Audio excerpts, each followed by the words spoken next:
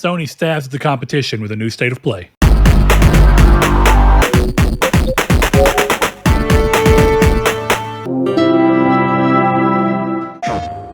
Hello and welcome, friends, to another episode of Triangle Squared, a PlayStation podcast. I'm your host, Brett Beck, and alongside me, as always, Mr. Chris Figs. Chris, how you doing? Oh, I'm doing just all right, man. How are you?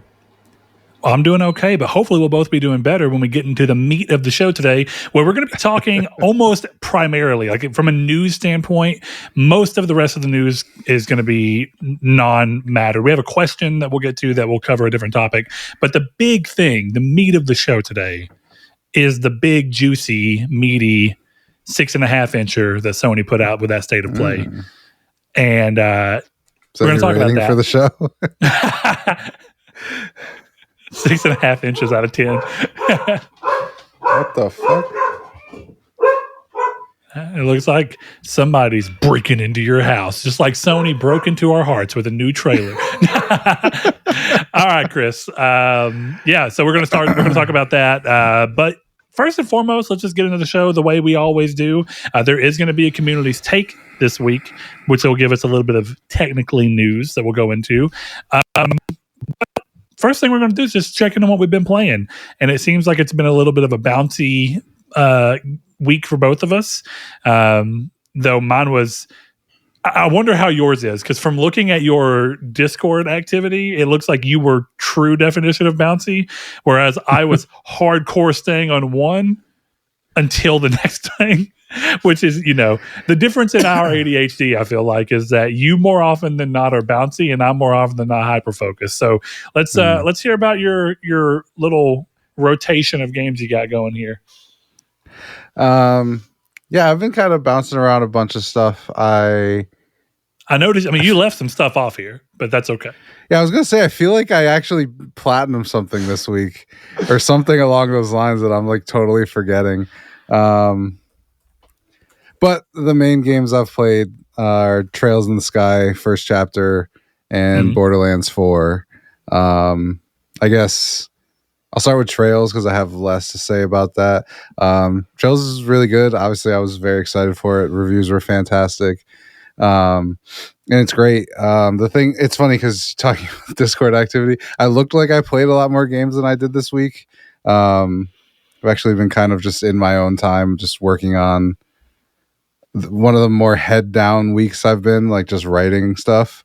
So it's been like a lot of like, I turned on Trails says I have like 15 hours in it and I'm not even out of the prologue because it just kind of sits there sometimes. And I'm like, this is great. And then I sit for 3 hours and beat something out. So, so that was Trails. Again, I think it's fantastic. Like, I highly recommend the series. It's very, like, I said to you, and I think I said it when I was playing on the Steam Deck, that it was very, like, a cute, cozy game, and I was enjoying it because of that. It's very homey. But I think I prefer the Steam Deck version. I mean, not the Steam Deck version. I prefer the art style of the original one. If it felt more, like it had more character than what it is now, which what it is now is like, it's a beautiful, like well rendered, like Estelle looks great. Shrez's art, I can't even say her name. It looks awesome. Like her design's really cool. But there's just something more to like the pixel arty view of the original. So I'm fighting with that a little bit, and I am a little bit like. We talked about that. Like, it's not even the worst thing because realistically, there are plenty of games that have had similar art styles. But I don't know what it is with me in particular that it is so much easier for me to look at the anime game convention that we've got. And I think part of it is that in a time where a lot of games are taking significantly longer to make, ironically, Japan's output has been insane. Or Asian territories in general's output has been insane. So whether it be a game from China, whether it be something from, Japan, whether it's from, that's probably the two main ones. There's some Korean ones in there, if I'm not mistaken. Like I think Honkai Rail and stuff is actually out of Korea, isn't it? I think you're right, but I don't know for sure. Yeah. So point being is that a lot of those territories, the art style has become very quickly samed. And a lot of the times I do think that they're technically AA games or very low-end AAA games. So budget's not going towards something crazy. So there's not anything inherently wrong with the art styles outside of it just starts to feel whenever I'm looking at the cavalcade of games being thrown at me where it's like these are just really hard to start separating. And so it's unfortunate to see a game like Trails end up there, but at the same time, when we sent that back and forth, I started thinking, I was like, yeah, but is this how people felt when all games were just sprite based and they all kind of looked like the same sprite form, like back in the 90s when I wasn't as tapped in because I was much younger? I don't know. I think that might be part of it for me, where it's like if I was an old school fan, you know, then it's like, oh, I get to see like Estelle brought to life and all this kind of stuff. And like right now, I'm like, I was playing it like in a nostalgic way before. Because everyone who listens to the show knows I've mentioned it a ton of times, but like I want to play the Trails series. So I played that one, and for me, it was kind of like a nostalgic, like seeing what it was thing. So like it being pushed up this way, like I'm glad it's this way. I'm glad this is the way I'm going to experience the whole game because I didn't finish it on the Steam Deck. But it's like you said, it looks a little bit more generic now. And that, but I mean, I don't know that that's a bad thing. Like it does look really good, you know. But like you could put these characters in Honkai Star Rail, and I would be like, yeah, they fit. You know what I mean? So like. Well, and I'll give it credit to the style, like in a positive way, is I actually do think it's some of the I think it might be the best way to actually get the anime style for the most part into a game. I think one of the only games that I think really did it better, but it's hard to want to ask us of every dev because the scope of the games are way different. But I think maybe the best looking anime style game I've ever seen is Dragon Ball FighterZ. From absolutely. I mean, yeah, that game is insane looking, but it looks very hand drawn in a way that surprises me. I would give some shout out there. Yeah, Tokon's going to end up having that same look, I think, to a degree, but I think a little bit less because it still kind of has that Marvel versus Capcom style look to it, whereas something about the way they did Fighters is like a hybrid between cell shading and something that I don't even know how to describe. Whereas Tokon's got like... And so does BlazBlue and all these other games. Like they have that aspect, but it seemed that they were really trying to crank it up for that Dragon Ball license, which I get. I mean, it's a big name license for them. So yeah, and I think you can get away with a little bit more of that. There's a different hand drawn style for Tokon, which is cool too because it's pulling off a comic book. So it's a good look. Either way, it's like as much as I criticize it, it's more that I criticize just how predominant it's come. That doesn't mean it's an inherently bad thing. It's kind of like when people were criticizing how gaming just became very heavy, third person over the shoulder story heavy games for a while. Like Sony definitely became that for a while. It's like that doesn't mean the games are bad. It's just I can see how you might get a little frustrated when every Sony game that they show is like, get ready for our new exclusive third-person over-the-shoulder shooter game with heavy story. Okay. It's kind of like how everyone's tired of zombies, but everyone's favorite zombie media is different. You know? Yeah, like, sure. Yeah, that's a good point. Thing. Yeah. But yeah, I mean, Trails is great. I'll probably be sticking with that if I break myself away to play more video games. Borderlands 4. I didn't expect to play that. And then it got good reviews and some of my buddies were playing it. So I kind of impulse picked it up and it's good. It's Borderlands. I played a decent amount of it. I'm like maybe 20 hours ish in. But I've kind of like moved towards Trails. I'm waiting for maybe some patches to kind of smooth it out. And then if you want to play or something like that. But it was one of those things where like I bought it with no intent. Like I didn't even tell anybody really because I was like you guys are all playing it and I'm down to like hop in, but at the same time like I don't trust you guys, so like I'm gonna buy it and just be like this is my single player character and I'll hop in with you guys. But so that was my intention and I've really been enjoying it. I think the story's better. It's still a game where I find myself like not giving a shit. You know, so it's one of those where you're like, oh, you catch a funny line, and then that was really it. You mean like story wise? Oh yeah, story wise, any of that. Like I know what's happening, but it's not. It's enough to like push you forward, but it's not enough for me to like really care. You know, have you ever had that? That's the way I felt about every Borderlands game I've played so far, and I've only beat the first. I've got decently far into 2, and I give up every time. I just stop caring. I got more than halfway through 3 and gave up. And I don't know how far we got into Tiny Tina's, but that does lead me to a very specific question around all that, which is, you seem to be enjoying this more so than I think I've seen you enjoy the other times that we've tried playing Borderlands properties together, and when we've talked about previous ones as well. And I've heard from a lot of people that this is the first time that this series has really made a big change. I haven't looked that far into it. I've had a little bit of stuff. Velvet hit me up and showed me some screenshots of the map and kind of explained to me. But for anybody who's listening who maybe is curious, like, why is this one sticking for you at least more so than the other ones seem to have, and what you're liking about it, can you really kind of give a rundown of why it's different than the previous Borderlands and why that might pull in people who didn't click with the original ones? Well, I think that's a gross mischaracterization because I've beaten every Borderlands game but 3. So I like Borderlands. Did you, well, do you mean main titles there? Just out of no, I beat specific? The prequel and the Telltale games. So... Well, I don't really, the Telltale ones, I guess I don't count those in the same way. From a gameplay standpoint. I finished 1, 2, so the pre-sequel?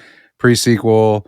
I played a little bit of 3, and then I've done all so you didn't beat 3 or Tiny Tina's? Tiny Tina's doesn't count. But well, I'm just checking in. All right, so with that in mind, what is it that brought you? Okay, well, that's even better because that means you have a better bed of knowledge. What is it that's making you like this one when you fell off of 3? That's an even better question because I fell off 3 hard. Well, I don't know. I don't really attribute the reason that I fell off 3 to the game, because it was one of these things where me and my group of friends bought it with the intention of playing through the game together. And then I went to work, and when I came back, they were like 20, 30 levels ahead of me. So I literally was like, I'm just not playing this ever again. And I never did. So that's why I never played Borderlands 3. And the reason I bought Borderlands 4 was because I downloaded Borderlands 3, and I was like, I'll just play this one. And then I was like, this is a waste of time when I could just be playing Borderlands 4. So then I bought Borderlands 4. I did always think that my clearly incorrect thought that you fell off of Borderlands, which I guess I knew you fell off of 3. I didn't know why. Yeah. I knew you fell off of Tiny Tina's. I felt like I knew why on that one. Yeah. So, because I mean, we simultaneously fell off of that one. It wasn't even like you tried again without me. It was kind of like, So, point being, no, I did try it again without you, and it was like, It was even worse. Okay, even better. But okay, so with that in mind, though, that's interesting because I've always thought, whenever I thought you weren't, necessarily huge into Borderlands, one of the things that Borderlands screams at to me is it seems really good for a hyper ADHD person, where it's just, ooh, new gun, ooh, new this, ooh, new that. And that stuff doesn't go as far as with me. And I actually think one of the big reasons, even though everyone states 2 is the one with the best story, I don't know if that's true. The only one I ever beat was 1. I don't think the story in 1 was all fun. I don't think I would have beat 1 had I not played it whenever my wife was at college and away. She wasn't, we weren't wife yet, husband and wife. My friends lived with me in the house. We had 4 TVs set up in a room playing simultaneously day after day after day until we beat it. And I never had that experience with any other games. And I think that what I've learned about that is I think that Borderlands is only really fun to me insofar as I have played it as a completely social game. And I think that I fall off of it because I don't think that 1 had a very intriguing storyline. It was just there. Like you said, it felt like it was pushing you along to the next objective, and that was about it. It was just the reason why you were moving. And while 2 had a more interesting story from the get-go, I will give it that. I don't think I ever really cared for a Borderlands story until I played the Telltale Borderlands, Tales from the Borderlands, which I do think had an excellent story.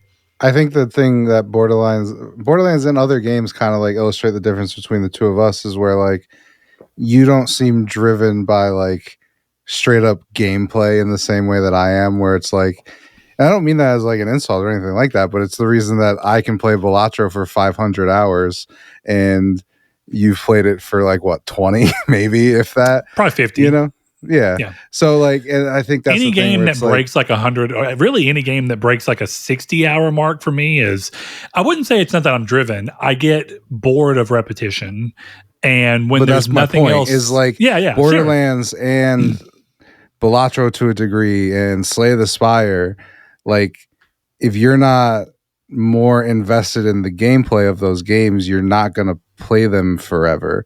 But like outside of Apex, which was like a 99% social thing where like me and Sean have matching amount of hours in Apex for a reason, like for me it's like I find one gameplay system I like, and I like play that forever because it will like help me. It's just an idle thing while I'm writing, or I'm just sitting here not doing anything, but nothing else is tickling my fancy. Where I feel like with you sometimes you're like the gameplay's got to carry to kind of push you to that point where like for me it's like, or the story's got to carry. And then for me, it's like, goal. Well, I'll just highlight that. I have to have a goal. And I think the problem with me is that even though there are goals in Balatro past what I was doing, the most obvious goal in Balatro is just to win a run. And once I started getting to where I can consistently win a run, I was just kind of like, I know that the goal of doing it with every deck, I'm never going to finish because I will get bored of it before then. So I don't see the need to go toward it. But I think that as long as the game has a goal for me to go towards, because I think a good example is like racing games don't have stories. They are purely gameplay, but the goal drives me. And what finally got me off of Gran Turismo 7 was just beating everything in the game. Like I beat every race. And I did do like 20 hours maybe of tuning cars around to make specifically weird runs that I could really, what the fun was, it was like a secondary goal for a bit, is I would try to craft a car for a track to where you'd have to go in and do the things that the game normally doesn't have you do through the story missions that don't require you to do like pit stops. So after that, I was like, all right, my brother says he's super into the racing game. I'm going to go to this track and try and find the right car and the right tuning to where you have to change your gas, like your fuel mix on the line so that you get more gas mileage and can avoid certain things. Choose your tires, choose when you actually go to your pit stop. That was fun for a little bit, but then I was just like, yeah, I don't have what the people who they create their own goal within the game, and then it's just meeting that own goal. And sometimes that works for me, but for the most part, I just need there to be a goal. So once I've completed the in-game goal, which oftentimes is the story, there's like a diminishing return before I eventually go, yeah, I've just had my fill of this. That was a very long-winded way to say that you agree with me. Well, yeah, but I just wanted to specify that it's not only story, because I play a lot of games that really aren't story driven, but story is a really easy goal oriented thing. But when you complete the game, you're done with the game.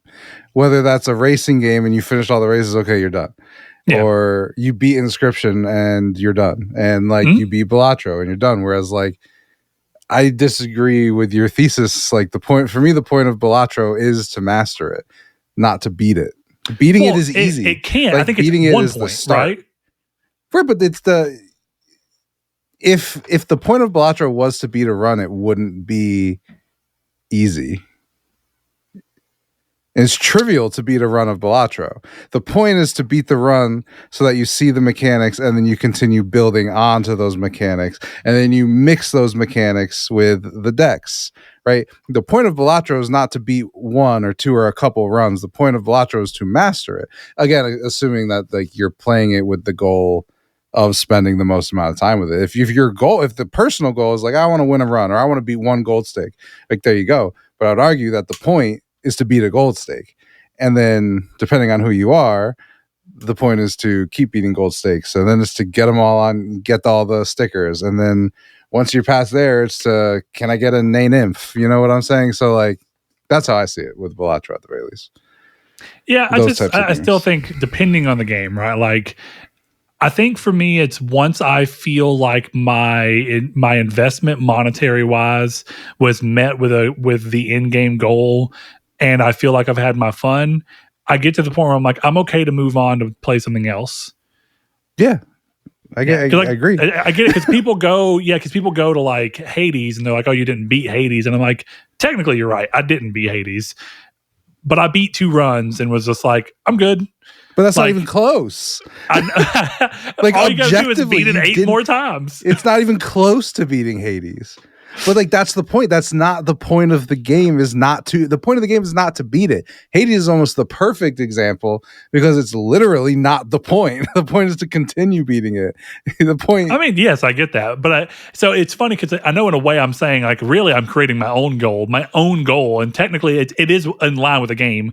Literally when you play Hades, the story goal is to get past and beat it. One thing I'll tell you about Hades that I think is interesting is. Huh? No, continue. I'm just. I was just saying. I think Hades is a really interesting viewpoint for that because I don't think anything overtly in Hades, even though I knew this before I ever beat it. That's the only reason, really. So it's hard to know if I can decouple that information. But I don't feel like Hades really beat you over the head with the fact that you're supposed to keep playing it to learn anything else. It feels like a very natural resting point, but it also depends on how long it takes you to get to that point. I think if I was somebody who was just like a savant at Hades and like my third run, I beat it, which was not the case. And it wasn't the case for anybody I know.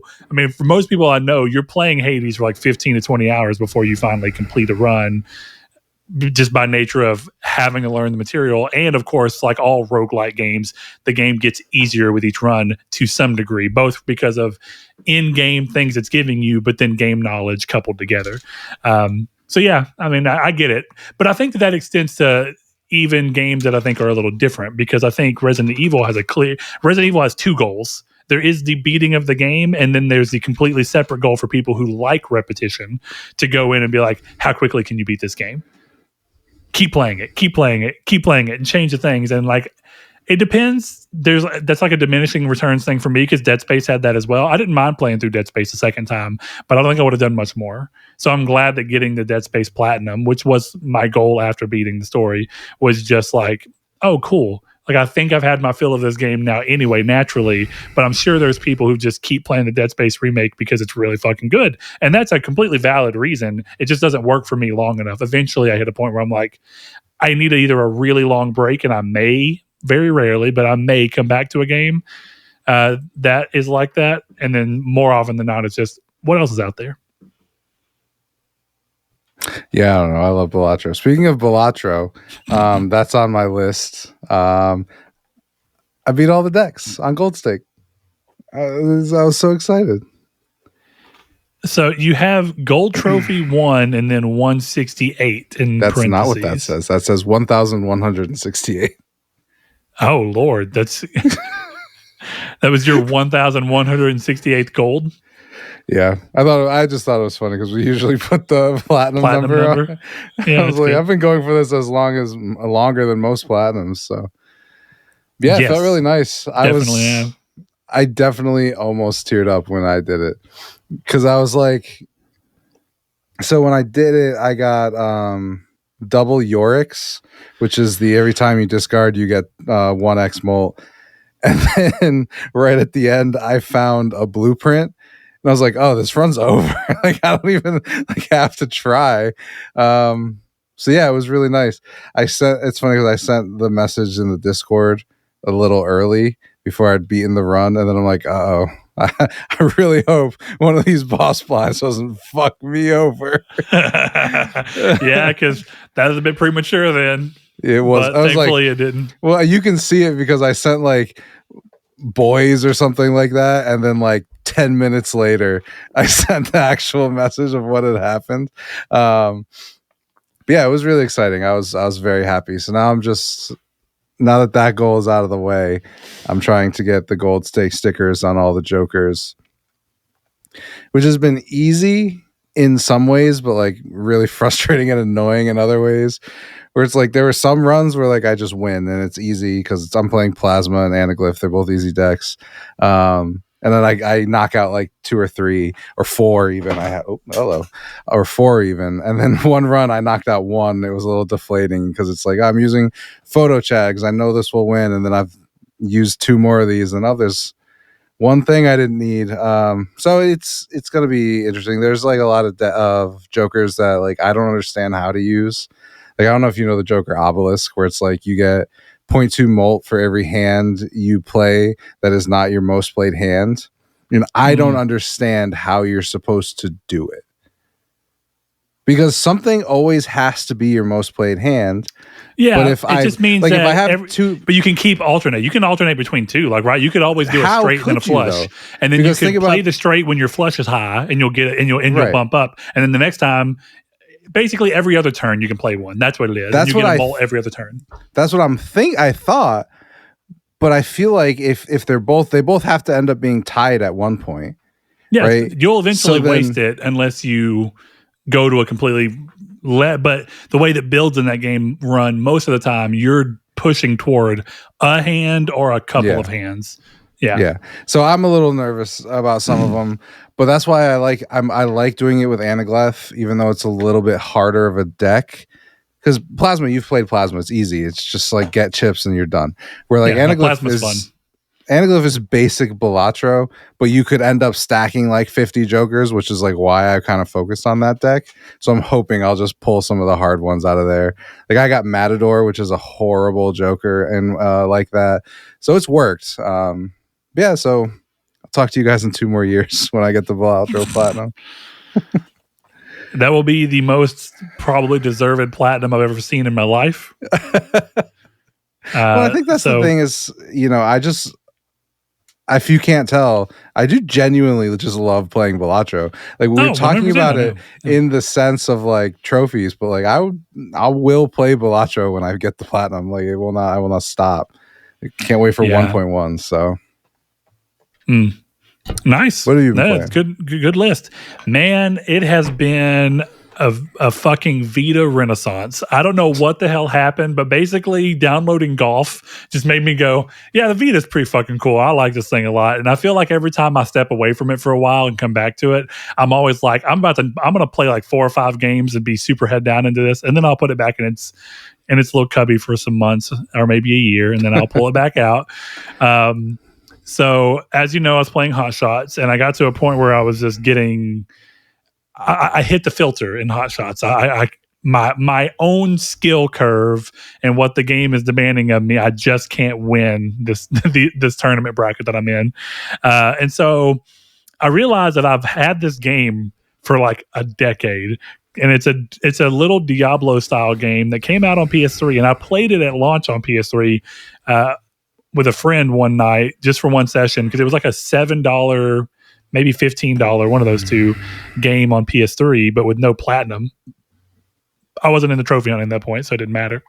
But then they released it as a launch title for Vita and gave it a platinum and real like all trophies and everything.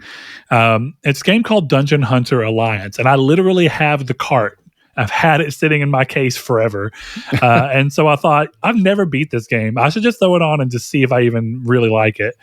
And I played through, and then I started being like, this is hitting the Diablo sense for one particular reason. It's not nearly as bombastic. The classes aren't as insane. There's only 3 classes you can choose from. But it is a game much like Diablo has become as a series where it's all about figuring out how to make the perfect build. And I got really into how do I make a perfect build to get through this? Because there's some limitations it does. Like you can't grind endlessly. Once a monster, like every time you level up, monsters are at a certain level. And every time you level up, as you kill them, you get less and less experience for them until eventually, once you've reached like, I think 2 levels above them, maybe 3, you get no experience from them. So you can't grind in the same way. You can very minimally grind each area if you want to. So it's all about build crafting. The only way you're going to really get through the entire game is to make sure that each class, which you have to do for the platinum, you have to beat the game on the normal difficulty with each class, and then you have to beat it on legendary with a class. And you don't unlock legendary until you've beat the game once and you hit like level cap 45-ish. And then when you play it on legendary, you can go up to 75. So yeah, it was just really fun playing with all 3, figuring out which one I wanted to do my legendary one run with. So in the 2 weeks since we've last recorded, I have beat that game 4 times. In order, I think each runs around 10 hours when you know what you're trying to do, and you don't have to complete all side quests per run, though it does help for stuff. So that was really fun. I had a good time with that. And it was very similar to where it was a great game to just throw on. Me and my wife have been trying to catch up on shows and stuff. And since we hadn't quite caught the new season of King of the Hill, I was watching King of the Hill with her and just flying through seasons while playing this game, and it was perfect.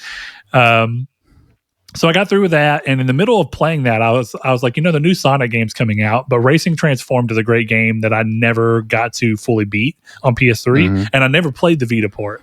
So I was like, I'm going to download that. It's been over 10 years since I've played it, and I never beat it anyway. And so I've been playing that, and I've beat it. Now I'm having to go back through and try and by the way, Platinum 241 for Dungeon Hunter Alliance. There we go. Nice. Great game. Enjoyed it. And playing on your 250. Yeah, I had to figure that one out. But thankfully, I have 2 Vitas because I was able to do the other trophies I needed for Dungeon Hunter Alliance by just booting it up on my other Vita and playing it simultaneously and being like, nice. Yeah, let's ad hocs together. So that was fun. But Sonic, I'm running through and I'm honestly doing pretty good. It's got like on True Trophies, it's like 5,400 points for the platinum because it's a hard platinum. It's brutal. You've got to beat every event in the game on expert. So the game starts with you being able to play everything on easy, medium, or hard, and then you unlock expert. And so I beat the whole game through on hard, and now I'm having to go through and do everything on expert, and it's getting tough because the way that it basically goes is if you play on easy, as long as you're in the top 5, you win. Or I think it's top 3, but they're really bad AI. Medium is you got to finish in the top 3, but it's like medium AI. Hard is harder AI. They're A tier, and you have to place first. And then expert is S tier AI, and you have to place first. And it is brutal. And there's a couple of different types of events in it that are just, it's going to be a lot of playing, but this would be a crazy platinum to get. That'd be pretty sick. So I'm seeing if I can. Right now, I'm about 37% of the way through the trophy list, and it's not an easy trophy list. There's a lot of do specific things in a specific amount within a single race. There is thankfully the online still works for the game. So nice. I was able to knock out all the online trophies because it's cross-play with the PS3 from what I can tell. So I was able to get into the matches and do everything I needed to do. I did use my second. Yes. It took a little while to get the first race in, but I got 2 trophies. I did an online race and I won that race. So I got 2 from my very first online match. And then I was able to boost with myself and a couple other people.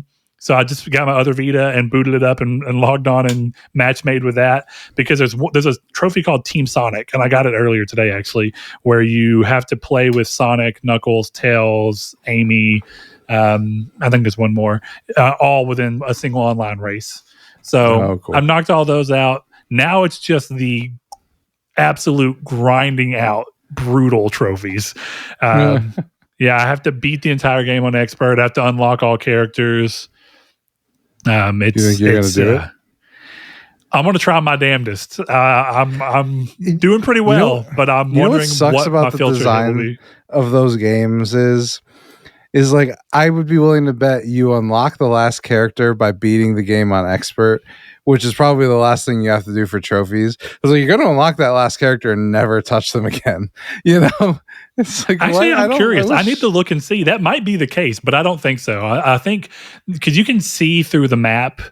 Though it might be because you unlock everything with stars, right? So if you beat a game on medium difficulty or if you beat a race, you get 2 stars. If you beat it on hard, 3 stars, expert 4. Why wouldn't you get rings? What are we talking about? Because it's Sonic and All-Stars Racing Transform. Danica fucking Patrick is in this game, which is a NASCAR racer. And I was laughing so hard. I know. I do too, because my dad loved NASCAR. Go Daddy. So I unlocked... I unlocked fucking Danica Patrick. I said Danica Patrick is an all-star. She's one of the all-stars. It's so fucking funny. Quick note though, the port is excellent. It runs really, really good on Vita. It's super fast at loading. The game is still super fun. And I've realized that somehow on accident, I have just been going into this thing. It's got voice clips. Yes, she does. She'll talk shit to you. But new Hot Shots come out. I hadn't played a Hot Shots in so long, or everybody's golf. I download the old one and have a lot of fun with it. New Sonic is coming out and it looks really good. And then I'm like, but what about that last Sonic racing game, like the old one that was really fucking good that I didn't feel I got enough credit? And I'm playing. I'm like, this game's so good. It's fucking hard, but it's really good. And it's just funny kind of going through it. Also, I really appreciate, for whatever reason, one of the things I dislike about Mario Kart the most is that they handle difficulty through speed tiers. I get, and that's great for children. And that's probably why Mario Kart's so damn popular. I really hate speed tiers. I want a game to have a consistent speed feeling, and I want the difficulty to come from how hard the AI is. And so I love that this game is all about you're going fast no matter how you're playing. It's just, how fast you go is how good you are. Because if you get to where you can really chain your sprints together or your drifts together, you build enough. And once you hit drift level 3, you can let it go for a really big boost. But yeah, it's funny that I keep accidentally going back to old forms of games and then being like, I don't even know if I really need to play Cross Worlds now because this is really fucking fun and I've gotten my fill of a Sonic racer. So I'll probably get Cross Worlds, but I'm not really fiending for it because I fucked up and played this. So that's interesting. Yes, I don't have I'll that report problem. back. The opposite. It's a good lunchtime game to where I'll bust a couple of races out before I go to the gym. And then I just go to the gym and handle my business. And I'm like, good time. And 10 o'clock, we have breaks at work. So anytime we have a little 10-minute break twice a day, I'll just whip the Vita out and just bust out a race or two. It's great. Yeah, it's really good for that. Hell yeah. I played today while I got kicked out of the tournament at card night that we did. We did a draft for the Spider-Man set where we opened packs and passed around and pulled cards until we could build a deck. Nice. And I got kicked out of the tournament. Unfortunately, I got eliminated. So I was sitting there while I was watching what they were doing, and I had downloaded Helldivers 1 because I thought Helldivers 2 is really fun. Helldivers 1 just appears to be Helldivers 2 from a top-down third-person isometric. So I'm playing it on Vita. It's crossplay with PS3 and PS4, so it's still got active online servers, and it's really fun with that top-down. It's different, but it's really fun, and it is the same game. You really learn how much perspective changes the way a game feels. Yeah. And also, the game works really well. This is playing on Vita. This might have to be a PS4 game. I'm going to figure it out. Because I'm one of the surprised you're playing it on Vita. To reload, you have to swipe the right side of the touchpad on the back downward. To throw a grenade, you have to swipe the left side down. And if you want to throw it further, you have to swipe it and then hold it. And the longer you hold before you let go, the further the grenade will go. Yeah, that's horrible. Get rid of that. Play the PS4 version. I'm probably going to. But we'll see. Because it is fun to be able to bust out missions while I'm doing other things. And the game does allow you to play solo. But I got to look through the trophy list and see. Because I thought it'd be kind of cool to have the Helldivers 1 Platinum as well as the Helldivers 2. So, it's supposed to be pretty hard. It looks it. From what I saw, it's a 5.5 out of 10. It's not awful, but it's like 100 hours. Which is a lot longer than what it took to do the first game. No, Helldivers 2 was easy. Yeah, though apparently, from what I saw at the beginning of the guide, like 30 hours of AFK can aim towards one of the trophies that really adds to that. So 70 hours isn't crazy. It's not bad. I got one last game. We got a surprise date night on Saturday, and my wife was like, well, let's play some games. And we've been playing Twisted Metal 4. We still played some of that. But she was like, let's try and play something else. And forever ago, when we were kind of like going through games and downloading anything that was co-op that was on PS Plus for free, we came across this game called Spitlings. And we downloaded it and played it. Yeah. You play these little, it's very Loco Roco coded, but it changes that formula up a lot. So you can spit out your teeth to do damage. Like you can jump up or down by spitting a tooth to jump. And sure, man. You only have a limited number of teeth. So once you run out of your 10 teeth, you can't do anything else. Like you can't jump or shoot anything until you recollect your teeth, which is interesting. And we played through that for like 4 hours and got pretty far into it. And I might go for platinum on that just because it's something I can do with her and it's fun. But it's starting to get pretty hard, so that's going to be a curiosity. Are you guys going to play the sequel, Swallowing? Swallowings. Yeah. Swallowlings. It's a multiplayer 2v2 spitters versus swallowers. Oh my god. Spitlings versus swallowings. So it's been interesting playing. The only thing really, I've played a little bit more Lost Soul Aside, but I'll tell you, there is something to be said. Dungeon Hunter Alliance is by no means an incredible game. It's a completely fine. It's clearly riffing off of Diablo, but something about its gameplay loop is more interesting than Lost Soul Aside is doing more, and it's honestly a better made game, if I'm being honest. But I don't know. It just kind of has a lack of charm that I really thought it would have. So I'm not that driven to complete it, even though I think the combat is so fucking good. Now that I've got all weapons and the combat's incredible. It's the only thing keeping me going back to it, really. And I do think the game gets better and better. I still agree with that, but I just think that at some point, it's hard to judge because I'm just smitten over the Vita right now. So it's also just fighting for attention from something else. So it's not the best time to do it. But I do still think that there's some merit to go, hey, if a game is fighting against other games and other games are beating it out, it still really ultimately means the game doesn't have enough pull in and of itself. So, yeah, you know. I think it's time you just play Kingdom Come Deliverance too. It's somewhere in there. I'm thinking I might go back to Tainted Grail and finish that before I start Kingdom Come. Oh, okay. Hell yeah. Because I need to. It's got the update finally. It just came at a time when I was in the middle of something. Mm-hmm. And so if I get off of this Vita hump for a bit, that's probably what I'll do is I'll go back to finish it up. Nice. Because I'm not getting platinum. So it's literally just playing more side content because it's fucking incredible and then beat the game. I keep forgetting about it. I think I might download it again if I have deleted it and get back into it. Because once you told me about the Act 3 stuff, I was like, yeah, I'm gonna wait too. So I might do it. Yeah, dude. I'm crazy. From what I've seen, all the new content's pretty sick. So yeah, go for it. It requires multiple playthroughs. I'm looking at doing. So I'm looking at doing Crusader Kings 3. I love that game, but I don't know how to play it, and it's just so intimidating. So first of all, that game is like 3 or 4 years old, and it's worth 12,000 points on True Trophies. So that tells you how hard the platinum is.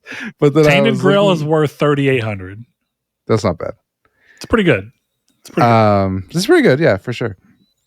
I was looking at the trophy guide, and it just says, "Step 1, 60 hours. Learn the game." So it's still the funniest thing I've ever seen on that website. And it's funny because, like, you know, obviously I've checked to see if there's guides. Like, you can't really follow guides for it. You can only know like the basics of what you're supposed to be doing. But I tried following a guide for one trophy just to see if you could do it, and it was like I was getting different prompts, they were getting different stuff happening, and I was following what they were doing. So I'm like, if I'm gonna do this, I gotta just do it. I think that's a 2026 long-term trophy competition one, because I won't finish it this year, I don't think. Here's the crazy thing is if I pull off this Sonic and All-Stars Racing Transformed Platinum, that's a big move forward. That is. So it's 5,482. Jesus. Yeah, that's if I could pull off Balatro this year, it's like it would be like 3,000 for the platinum and the 2 other trophies I need that you're missing. Yeah, that's the crazy thing. Is like I had some of the Dungeon Hunter one, so I don't know how much it helped me, but it's a 2,800 point platinum. That's not bad. No, it's not. Yeah, so I mean, I've got a few. Dude, if I can, okay. So I think I don't know if I mentioned this last week. Little Big Planet Vita, I am so fucking close, and that game is incredible. But here's the problem: I thought I had all the multiplayer trophies already knocked out because I remember doing it way back in the day. Turns out I do, sort of. I have all the ones that require the server in terms of connecting for you to do something else. Problem this game came out with is that unlike the PSP version of A Little Big Planet that they came out with. Different game, but still, PSP and Vita both have what's called ad hoc online, right? Where you can play with people in the same area as you because your system just pretends it's a router and they connect to each other that way. Mm-hmm. All right. For whatever reason, they did not put ad hoc into into Little Big Planet Vita. And I realized that I am missing like maybe 2 of the collectible items you need for a trophy. And they're in sections within levels where you have to have a second player with you. And there is no way to get a second player into the game now because they don't support ad hoc. So I started looking. Custom servers exist. And so I pulled up custom servers. Guess what? They shut down in March of this year because there's a problem with the way the game is coded. And they realized that even though their servers were actually more secure than the real Little Big Planet servers, they got shut down because they got attacked. Yeah. Even though they've made more secure servers, because of the way the game interacts with the server, people can force themselves into your games. What? So because of that, they had to pull the servers down. And they said the only way that they can really see this working through, and they're still committed to it, they're trying, is to basically do an unofficial fan patch for the game that completely changes the way the game interacts with the servers so that they can pull it up, not allowing people to just force themselves into your game. Holy shit. So that's interesting. And that sucks because even the trophies I'm missing for that game, that would be a huge get if I could. Oh, yeah, that would be crazy.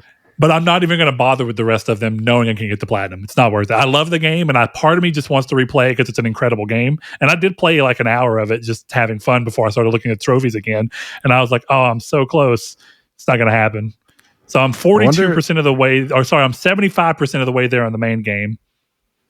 But it's not going to matter. I'm wondering if I can pull off Trails before the end of the year. Because right now it's 11,000 points. Now I know that's going to go down. Good. But it doesn't need to stay up forever. It just needs to stay high until December 31st. Helldivers 1 is 5,278. Shit, I might go for that with you. Hop on. Let's go. And see, it's funny because that's the like conundrum of this where I'm like, if I help. Why should I help him? We'd be helping each other. Yeah, and the thing is that even if we're helping each other, you know that my lead wouldn't be going over you. Because if we both get it, we're kind of at a standstill of where we were. But if I help you, that means I have to commit to doing it to stay matched. That is true. But if I don't help you, you can't get to platinum easy. This is a conundrum. That's the game. It's gonna be interesting. We'll see how it ends up going. But for now, I've got 1 trophy. I got 2 trophies in Helldivers 1. Jesus. Anyway, yeah, it's interesting. I want to see how it plays on controller, just out of curiosity. We'll see how that ends up going. But that's it for the games we've been playing. Let's go ahead and hop on to the community's take we have this week. And I'm curious to even hear your thoughts on this, Chris.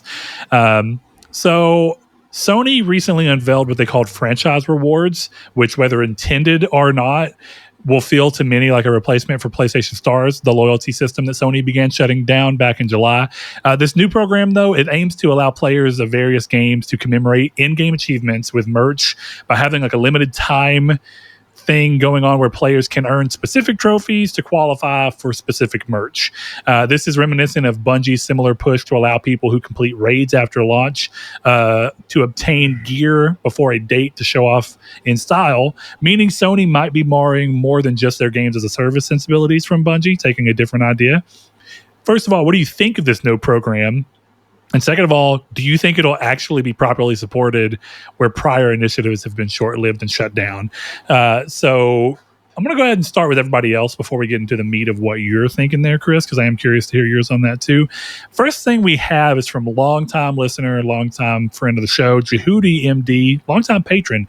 He says it's a great initiative. Having trophies linked to physical goods is awesome, especially with goods that you can use on a semi-regular basis. However, as you pointed out, I fear this will get diluted eventually and support will dwindle. Supporting such an initiative takes more resources than the PS Stars program, and much like what happened with that program, I see it phasing out.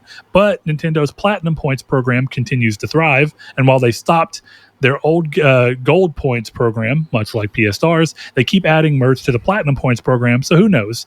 Maybe this is something that PS will stick with for a while. One thing I really want to note here that I think is interesting, the biggest reason I can see both of these lasting longer is that PS Stars was just a way for them to reward you for being loyal to them by giving you free stuff. This is them rewarding you for being loyal to specific games by giving you the ability to spend money with them. And I do think that inherently changes how much they're driven to it, because merch is already a big thing. It's a big selling point, and exclusive merch with the right crowd can become a thing where people are very hungry to go after this. And it kind of works to coincide where people are like, I want that Yote thing, so I want to buy Yote sooner than I would have so I can get that trophy in time to get this shirt that's limited time. And so you might also be helping certain games have better launch windows if you can coincide these things with them. But it's initiative. It's a weird initiative all the same. Let's get one more in real quick. This is a short one. Stingray X, another longtime listener, longtime patron. He goes, I'm all for it. Something that I can see on my shelf that I earned by having a platinum has a nice feel to it. So Chris, let's take a break real quick. Let's kind of get in on you and I here. How you feeling about this? I think it's cool, but I think overall I have no feelings on it. Because I can't see myself participating in it, at least not yet. I might have. Again, it depends on the game. Like, I'm sorry to break it to you guys. Like, I don't care about Ghost of Yote. I will not be playing it, at launch at the very least. So like, this doesn't appeal to me. But if you were like, hey, Red Dead or Wolverine has this, limited 1,000 statues that you can get if you get the platinum trophy, that would be something cool. So I think that's the biggest reason why I don't personally think of it as a Stars replacement, because it's not really, it's like you said, this is Sony being like, yo, it's cool that you got a platinum trophy. How about you give me more money, you fucking idiot? And, that's what this is. Whereas Stars was, like you said, a loyalty program. And I don't inherently have a problem with this. I think it's cool. But for me, this is a cool initiative that doesn't replace Stars to me. So that's kind of my take on it. I think it's cool. Yeah, I think it really is going to depend on what the stuff is. I think that's one of the biggest things, and then cost on these things. And I think both of those are going to be a thing for me.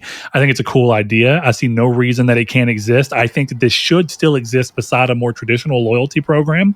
I think that there's no reason when you're having an earnings call and saying this is your most successful console generation ever, that you should not be finding ways to give back in some small way for the PR to the people that are helping this be your most successful generation ever. It's funny because I'm thinking about it and I'm like, why wouldn't, like, they have the pins and they have stuff like that. So like, why wouldn't you go send me an email that's like, hey, you unlocked this free reward. Next time you purchase something from PS Direct, put in this code and we'll send it right with your package. Because then you're still getting me to spend money, but you're giving me a free thing. You know what I mean? It's like this I right think here. I think that's a much cooler. This cup was free. From it's got the manufacturer of the my main bowling ball and all that kind of stuff. It came because I spent so much money with Bowlers Mart that they sent me a free cup, and that's like something that Sony could do. But like with this one, it was like, you're gonna pay shipping, but if you order something else, we'll ship this for free with your package. Like just do that. Be like, hey, you unlock the platinum trophy in Ghost of Yote. We're going to send you a pin, and be generous. Send them a t-shirt. They cost $5. There's a reason that the TikTok shops is obsessed with shirts, because they're cheap. So send me a fucking Ghost of Yotai shirt that says, I'm one of the people who got the platinum in this week, whatever it is, and move forward, but I would just do it that way. Be like, hey, you spend money here. Cool. You got this reward, and then move on. See, I really like that idea a lot more. even though I still think that this has more reason for them to continue supporting it because they're making overt money off of the item. I do agree with yours, though, where it'd be a good way to boost PS merch because that PS merch already exists. That's already a site that they have.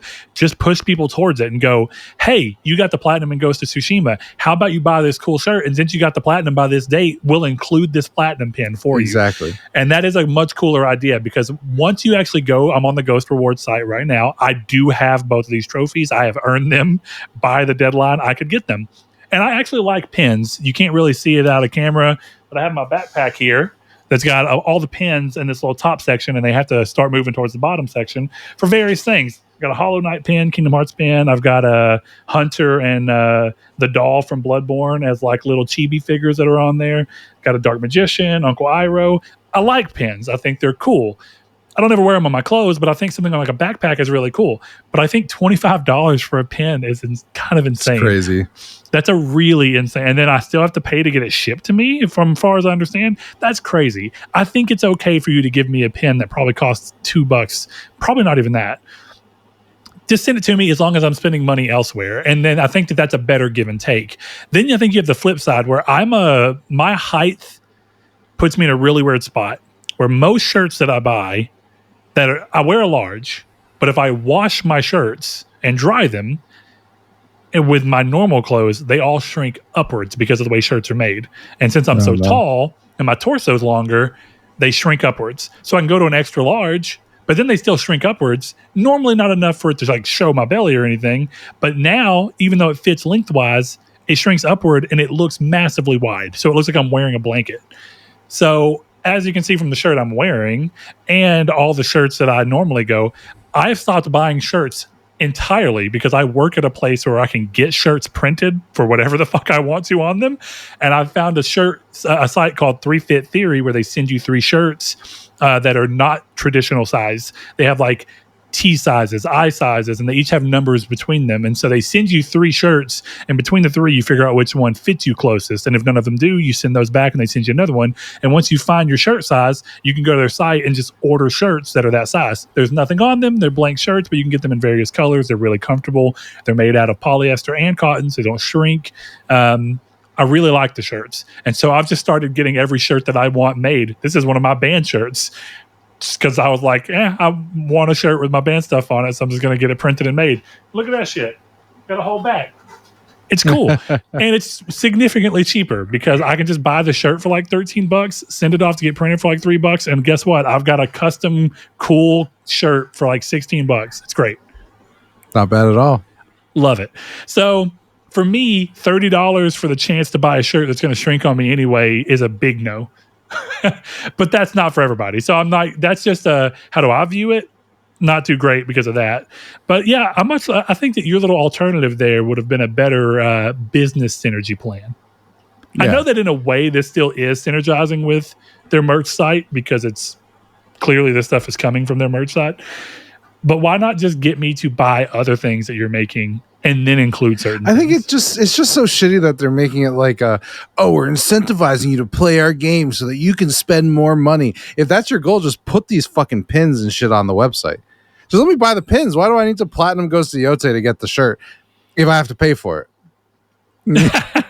Yeah, like, I already paid for your game and paid with my time. Yeah. It should be a coupon code.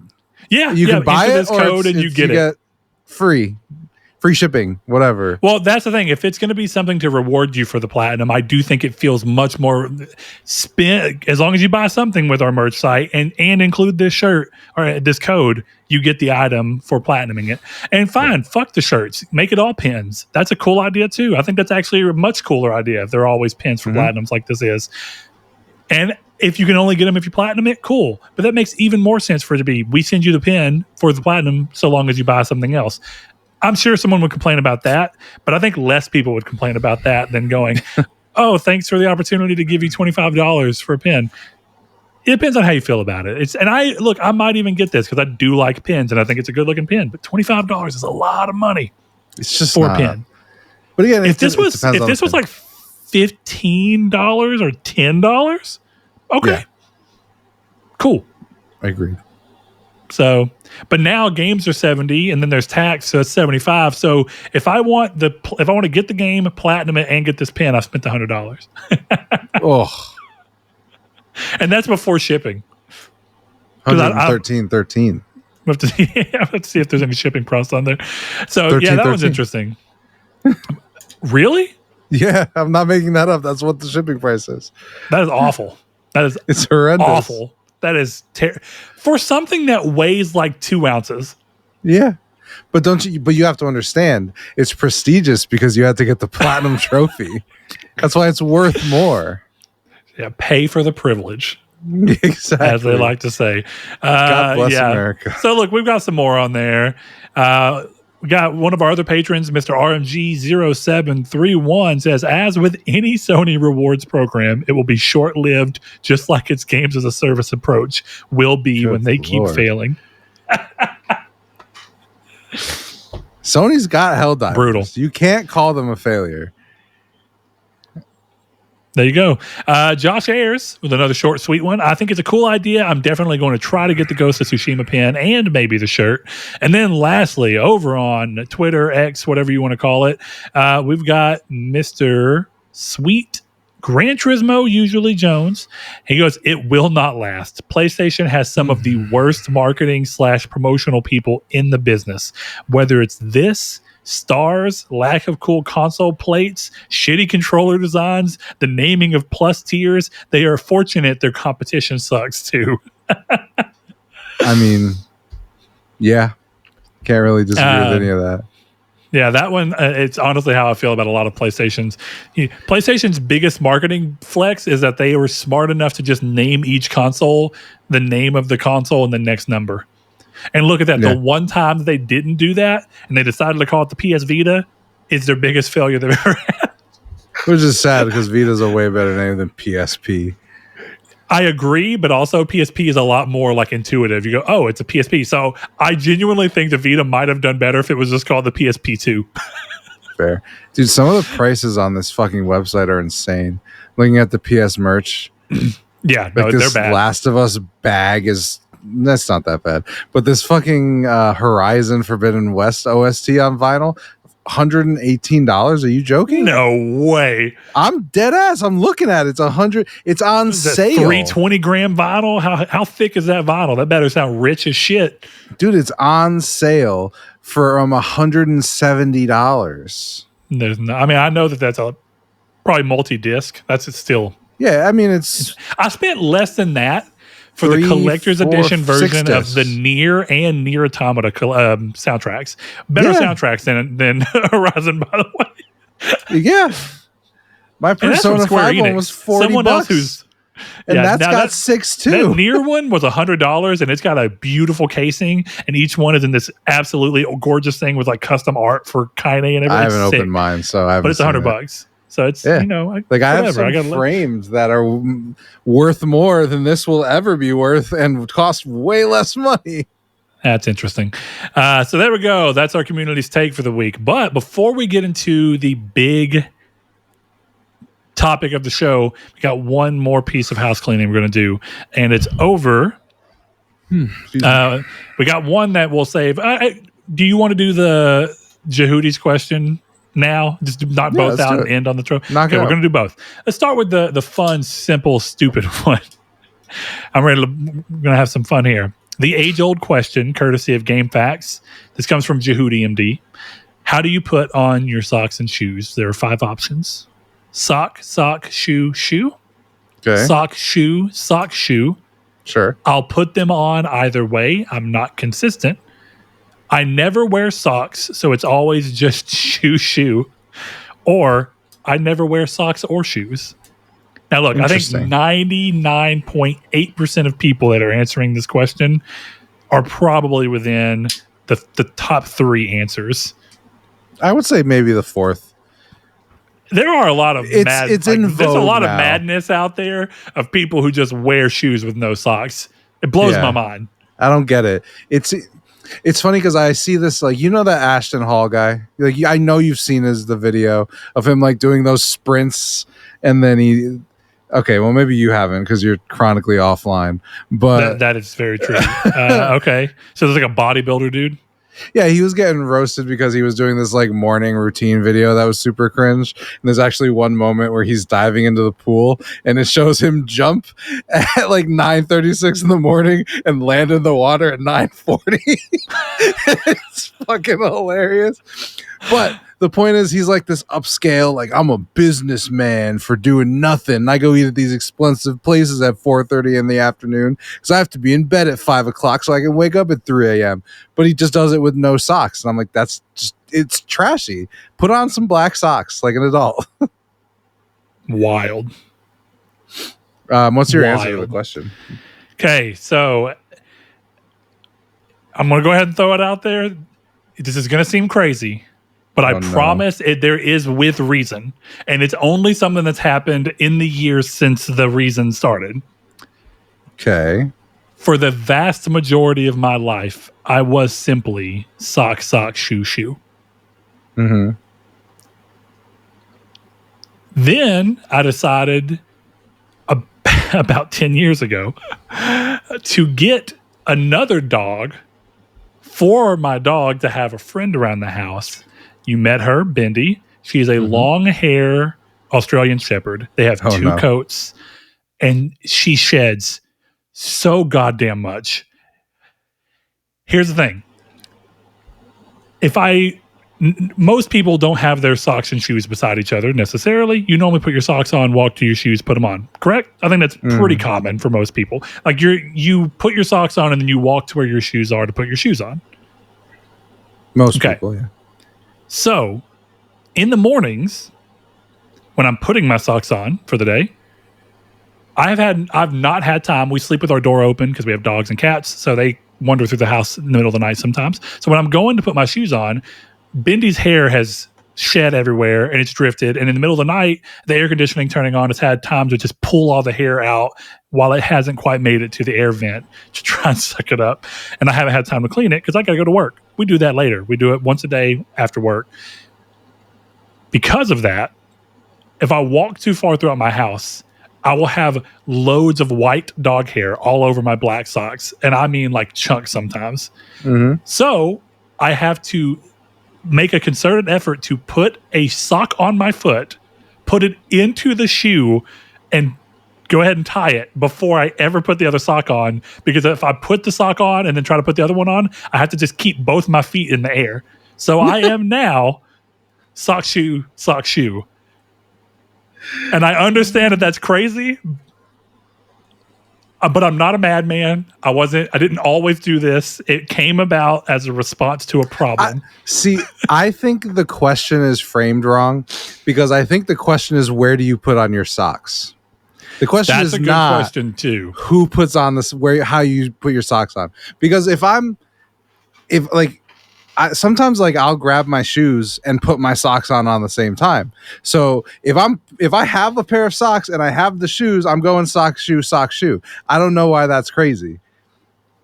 I'm doing both at the same time. That's exactly what it is for me. Is I have to have my socks in hand and I pick my shoes up and I walk to my bed and I sit on the edge of my bed. Sometimes if my wife's still asleep, I come back to the couch in the game room and I will sit and I'll put a sock on and put the shoe on and then I'll go ahead and tie it. Yeah, and it depends on the kind of socks I'm wearing. Like if I'm wearing like longer socks, like I'll put the long sock on and I've got my leg up and whatever I'm doing to like put. I don't know how to explain it, but I'm moving my body in certain ways, I guess. I don't know. That feels weird, all the words I've just said.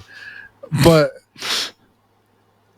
so then I'll do, sock, shoe. But, like, if I'm putting on socks and then walking over to my shoes, it's sock. Jesus, it's like a tongue twister. It's sock, shoe. That's just normal. But if I'm doing both at the same time, I'm sorry. It's sock, shoe. I'm doing one at a time. I don't need to conform to your sock wearing stuff. Because it's weird. It's just the way it is. Respect, Chris. And I like that your answer basically is what mine is that I never put my socks on separate from my shoes anymore. Right. That's the point. Yeah, exactly. Yeah. So since that's a really interesting, because even at the gym, right? We got asked this question and then I went to the gym yesterday this question had already been asked. And even at the gym, because I'm just so conditioned to it, right? You get used to how you put socks and stuff on. When I was changing shoes, I mean, I know it's different, but when I was changing shoes, wasn't changing socks. I was thinking about the sock question, and I thought, for the people who like take showers at the gym, not me, not going to do it. Oh, I love taking showers at the gym. But for people who take showers, I live 4 blocks away from the gym I go to now. I'm just going to go home and take a shower in my own fucking shower. Like, that's way more comfortable for me. It depends. You know what? I'm debating. The gym I go to now has a sauna. I will definitely take a shower after the sauna. So it depends on if I go into the sauna. But of course, so I wasn't putting my socks on, but it made me think about it. And I was like, even if I were here, I feel like my instinct would tell me. But again, my shoes are right there. So I'm putting them on simultaneously. That's the thing. I think if you're putting them on at the same time, sock shoe is the only one that makes sense. Otherwise, it's got to be because for me, it's either sock shoe, or it's sock shoe. But if I'm doing, sock, I don't know how to explain it, but like, it's just not working any other way. It's only one of those two. I thought there was a third option that I couldn't remember, but what are the options again for the socks and the shoes and the feets and all so this kind of I'll put them on either way. I'm not consistent. I never wear socks, so it's always just shoe. I will say I never wear socks or shoes. I will never not wear socks. I think it's disgusting. Dude, me too. The only time I don't wear socks if I'm wearing like slippers or like those moccasins or whatever, I'm not wearing socks in those. Open-toed shoes, fine. But when people are wearing like Birkenstocks that are like fully sealed shoes, and you're like, you're not supposed to wear socks with them, I'm like, bullshit. No fucking way. And then like when people like my wife would wear these. No, you're not putting on socks to wear these. You shouldn't. That's the point of them. They're slippers. I don't wear shoes like that, so that's probably why I don't have much of an opinion on there. But anytime it's something with fur line, I feel like that's a thing. Exactly. But I don't agree with that because my wife would put on her Uggs, and I'm like, that's so thick. Your foot is sweating up a fucking storm. No, the Uggs need a sock.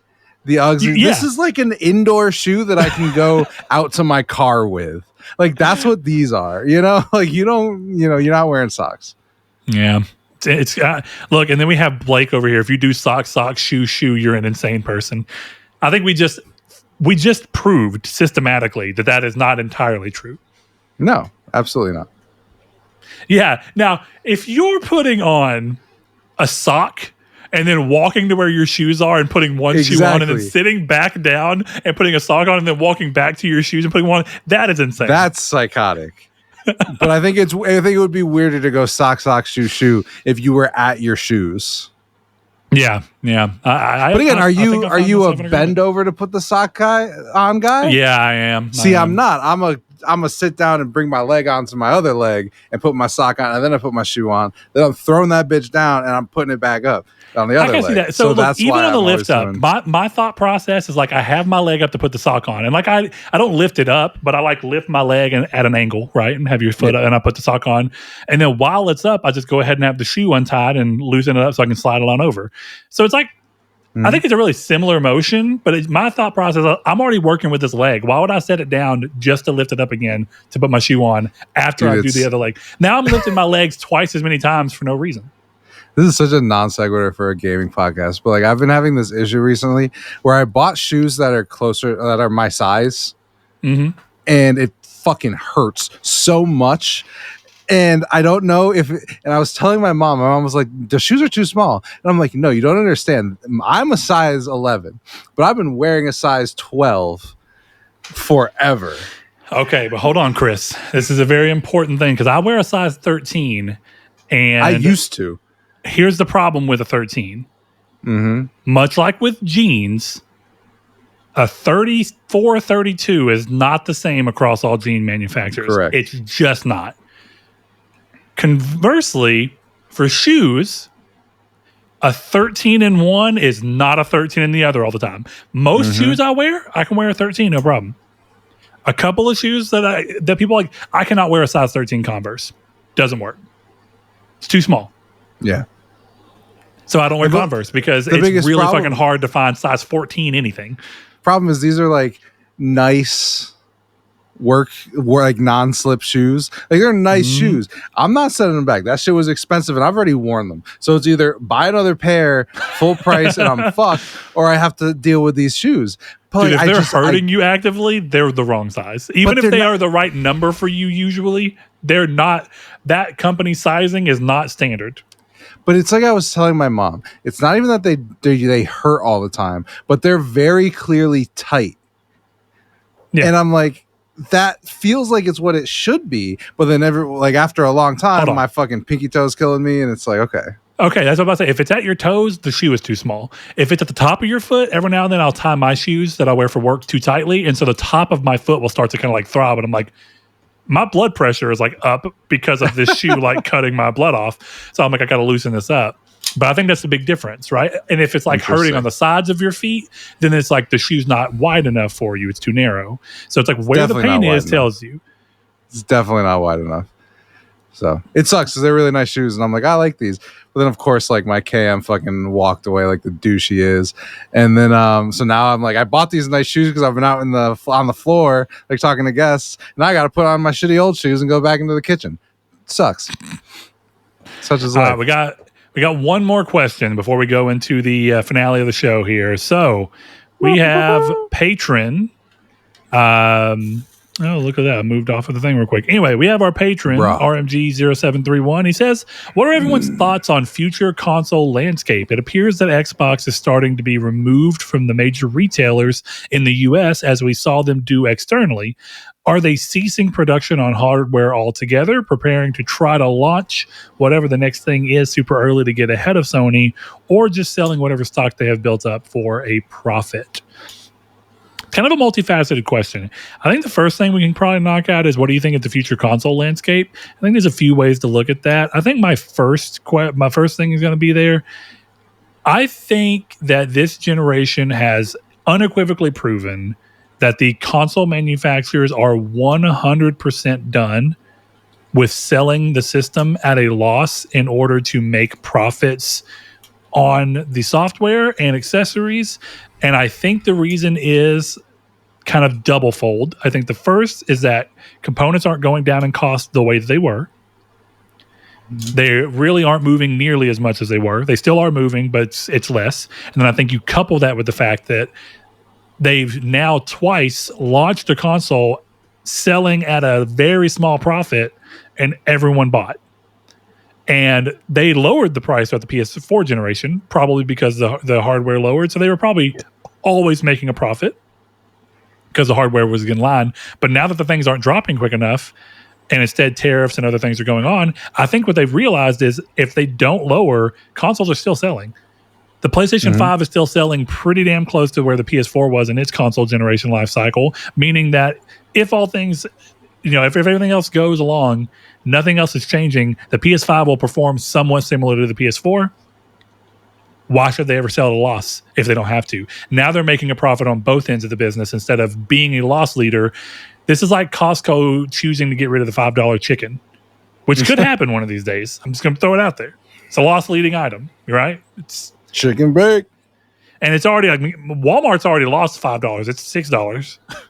Sam's Club is still $5. They buy them wholesale chickens. But point being, I think consoles are just going to be always, you're never going to see them drop in price again. I think that's first and foremost.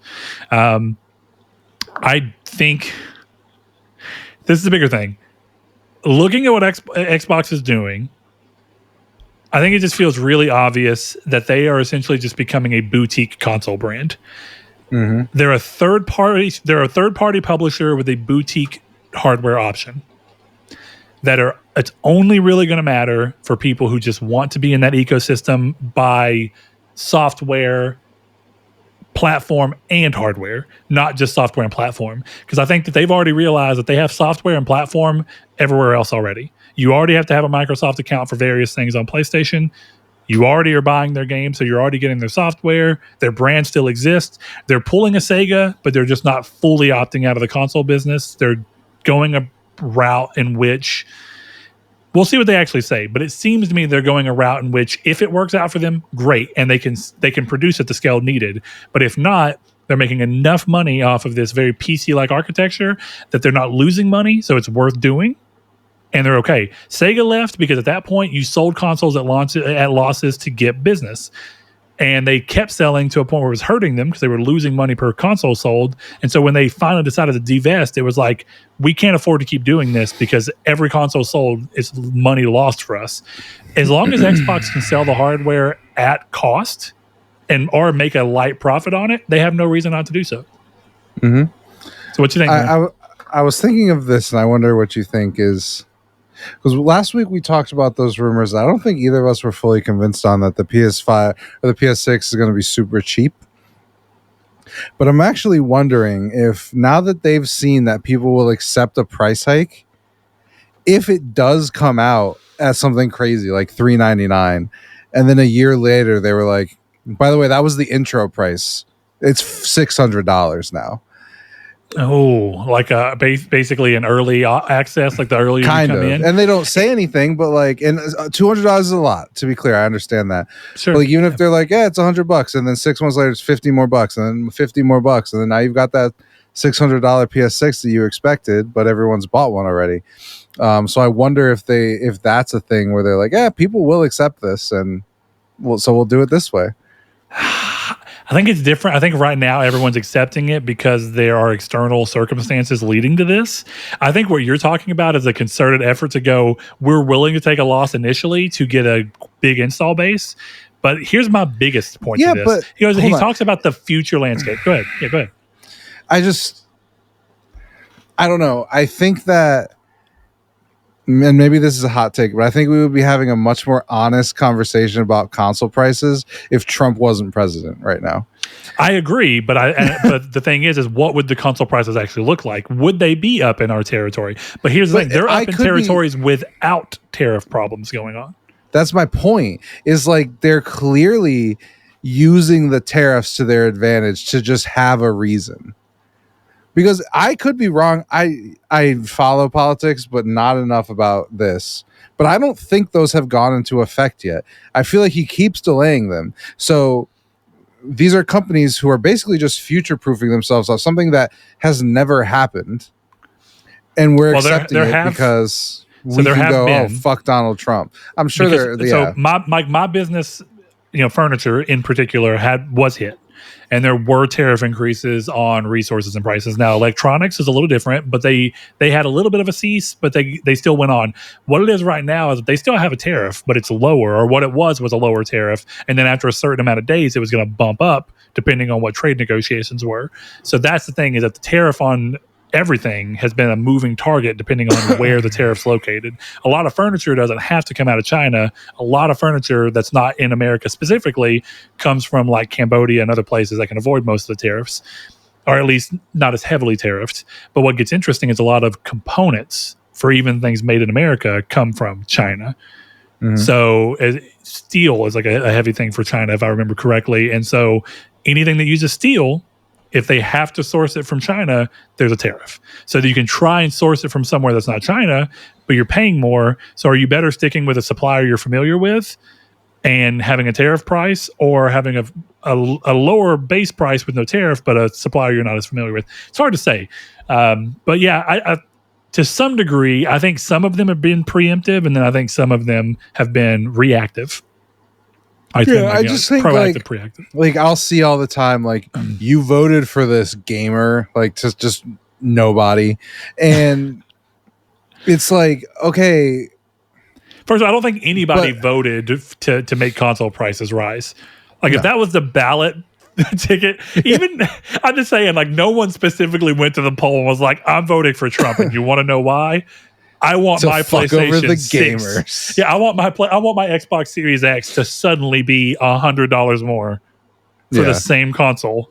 I don't know. I just think like obviously there is a reality of tariffs, but I think that people are naive to think that these companies aren't taking full advantage of the situation to line their pockets, and they know whether they like Trump or not, because I guarantee you all of these companies love Donald Trump.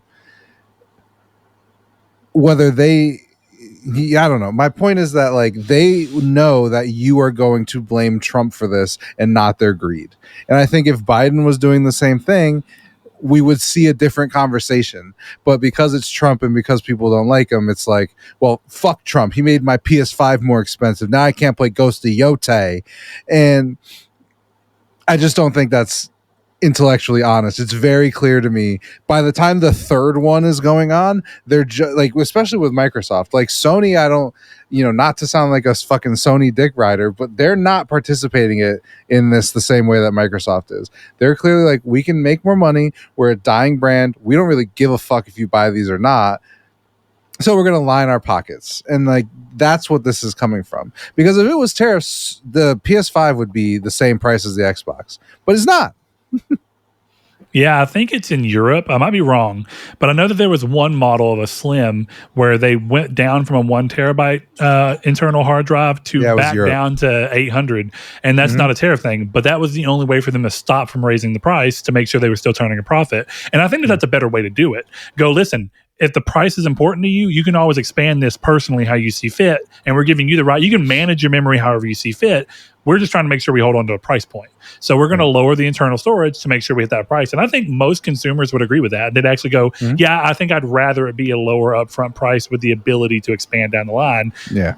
I think it'd be a different story if you could never expand memory. Then I think that it'd be like, no, I'd rather a price increase and more memory so that I'd have that, buffer. But I guess my final point there is what you were talking about that I thought was interesting is that would be a deliberate effort. And it would have been interesting to see someone do prior to now, where it's like, we are going softer at launch to more quickly build an install base so that games do better on our system and companies can more quickly afford to move to next gen only development. But when I actually think of the real console future landscape, I think one of the biggest things is how software is going to impact it and go in and kind of sit side to side with it. And I think what we've seen is that consoles moving to x86 and this being their second generation to do so. So PC-like architecture, being easier to develop for, being more ubiquitous. I think backwards compatibility moving towards the direction that it is, and prices going up. I think what's really going on is PC markets also becoming a bigger thing. I think that third parties and Sony themselves, everybody, they keep talking about how expensive games are to make. And making genre-defining next-gen games when you have to restart a gen with only available there is great, but it's not good for business when games are that expensive. I think what we're truly going to see is that everyone is going to like the fact that no longer, I think console generations aren't going to be a thing anymore. I think what's going to happen, they'll still exist insofar as the hardware is different, but I think game release wise, 90% of games, probably 99% of games are going to release across 2 to 3 console generations moving forward. I would not be surprised. PS5 is probably the lowest just because of a common denominator kind of thing, but I would not be surprised if by the time PS7 is happening, some games are still going. There's no reason that technically speaking, this game can't be scaled down to run on PS5. And that opens us up to way more of an install base because now we have the install base of every person who bought a PS5, every person who moved up to a PS6, and every person who moved up to a PS7. And now we don't lose any of those purchases between generations like we used to. That just seems the most obvious thing. And it also kind of helps combat PC where people go, my games are cheaper and there's more of them because they don't have to be exclusive to a generation. So you get to hold on to more games, your libraries become bigger, and you have a bigger audience consistently. Because even computers, right? The people will be like, well, computers can play. No, computers have minimum specs. And so realistically, you still are choosing a cutoff point. This is the lowest that we can push our game to operate and still function the way we need it to. And that's the cutoff for our market. Only people who exist within this can play this. Okay, that's good. Not a bad thing. Well, I think I was reading a quote from a Black Ops dev because Black Ops 7 is coming out on PS4. And they were like, the game runs like we want. It just doesn't look good. Yeah. And I'm like, yeah, okay. But something I'll tell you from my friend who plays Call of Duty on PC at this point, and he used to be a big Xbox fan. He sold his Xbox. All he really plays is Call of Duty. He goes, I don't care if that fucking shrub looks like a block of pixels as long as I'm getting my frames per second. Yep. Absolutely. And so I know that there's a real point in where that starts to diminish and you really go, well, I kind of want it to look a little bit better than that. But the general thing is that most people who are playing Call of Duty competitively, what they really want is to make sure that they can get that 120 frames per second. Yeah, absolutely. To be competitive. Huge difference. And so they're willing to have a lower resolution game that looks a little blurrier as long as it's sharp enough for you to aim, shoot, and get the frames you need. You're golden. Exactly. A little bit of a thought experiment for you before we go away, because I've thought about this for a while. Let's say if Sony came to you and was like, listen, we're offering the PS6 for $100. Games are $120. Thoughts? What do you think? Now, there's a lot of qualifiers here. Will games Not still all release? games, Sure. to be fair. Will game? Okay, the $120 games, will they release cross-gen and be No, PS6 normally only. $70 price? PS6 only? I think that's interesting. I think that's ultimately a worse value for everyone. Yeah, but I think it feels better to people. There is an interesting thing there for people who only buy one game a year. Mm-hmm. If all you do is spend $125 on the new Call of Duty once a year, but you got your system for $100, in a way, that's worse for Sony because they're not even getting enough money off of you as a result of it. Now, of course, they're getting a bigger part of that 70-30 split. And for their own games, they're getting a bigger chunk of 100%. But I think that actually hurts them. I think that makes casual gamers have way more purchasing power against them. True. That's true. I don't know. I've always thought about it as like, what if the value proposition was a different way? Like, here's a free console, but if your PlayStation Plus lapses, we're taking the console back. You know, shit like that.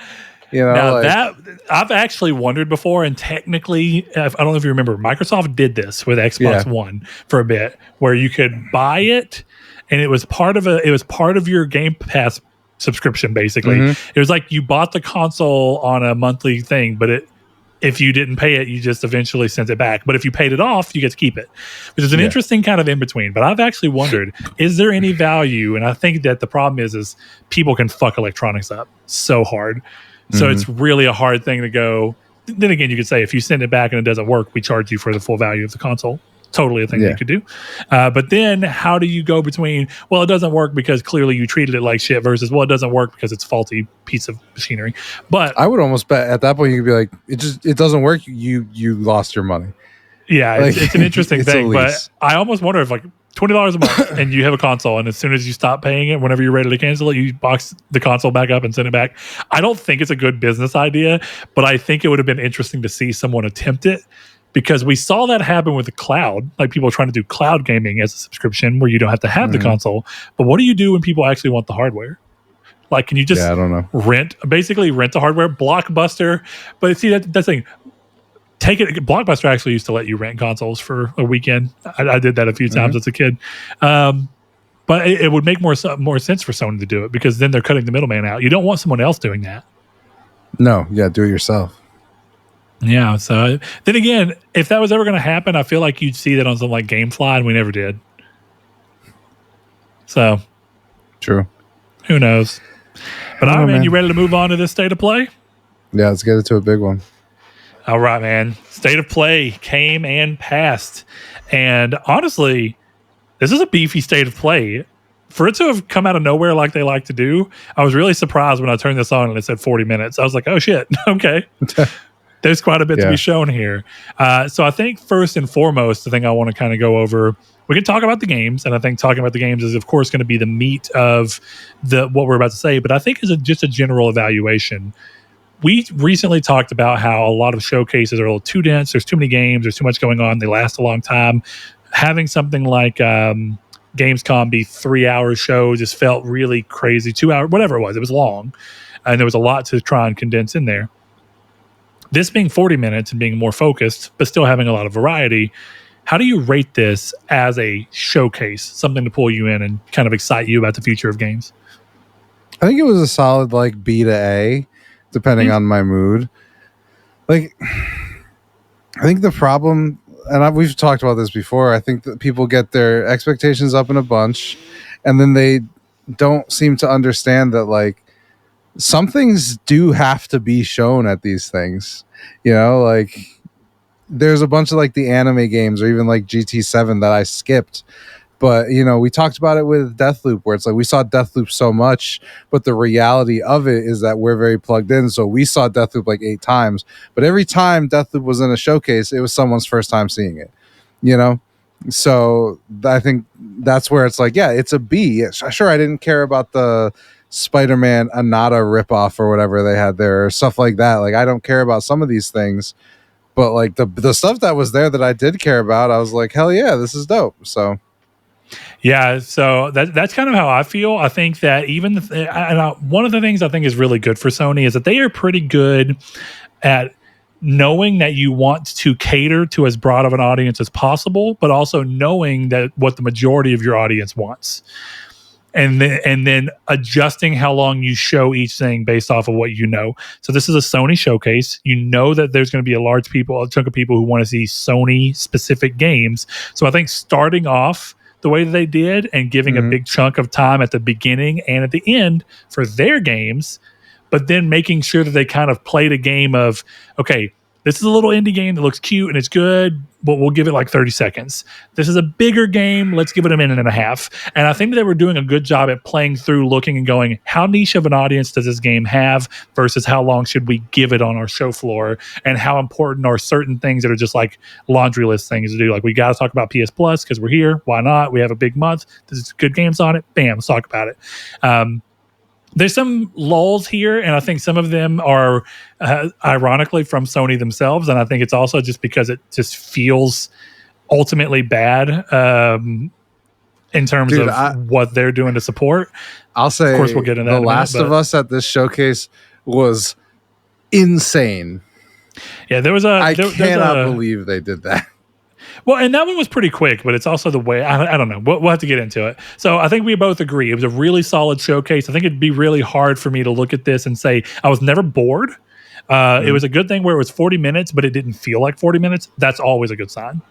By the time it was over, I was like, oh, I didn't realize it had been 40 minutes. Like, don't worry, there's a few things I wasn't crazy interested in, but like, it's a solid show.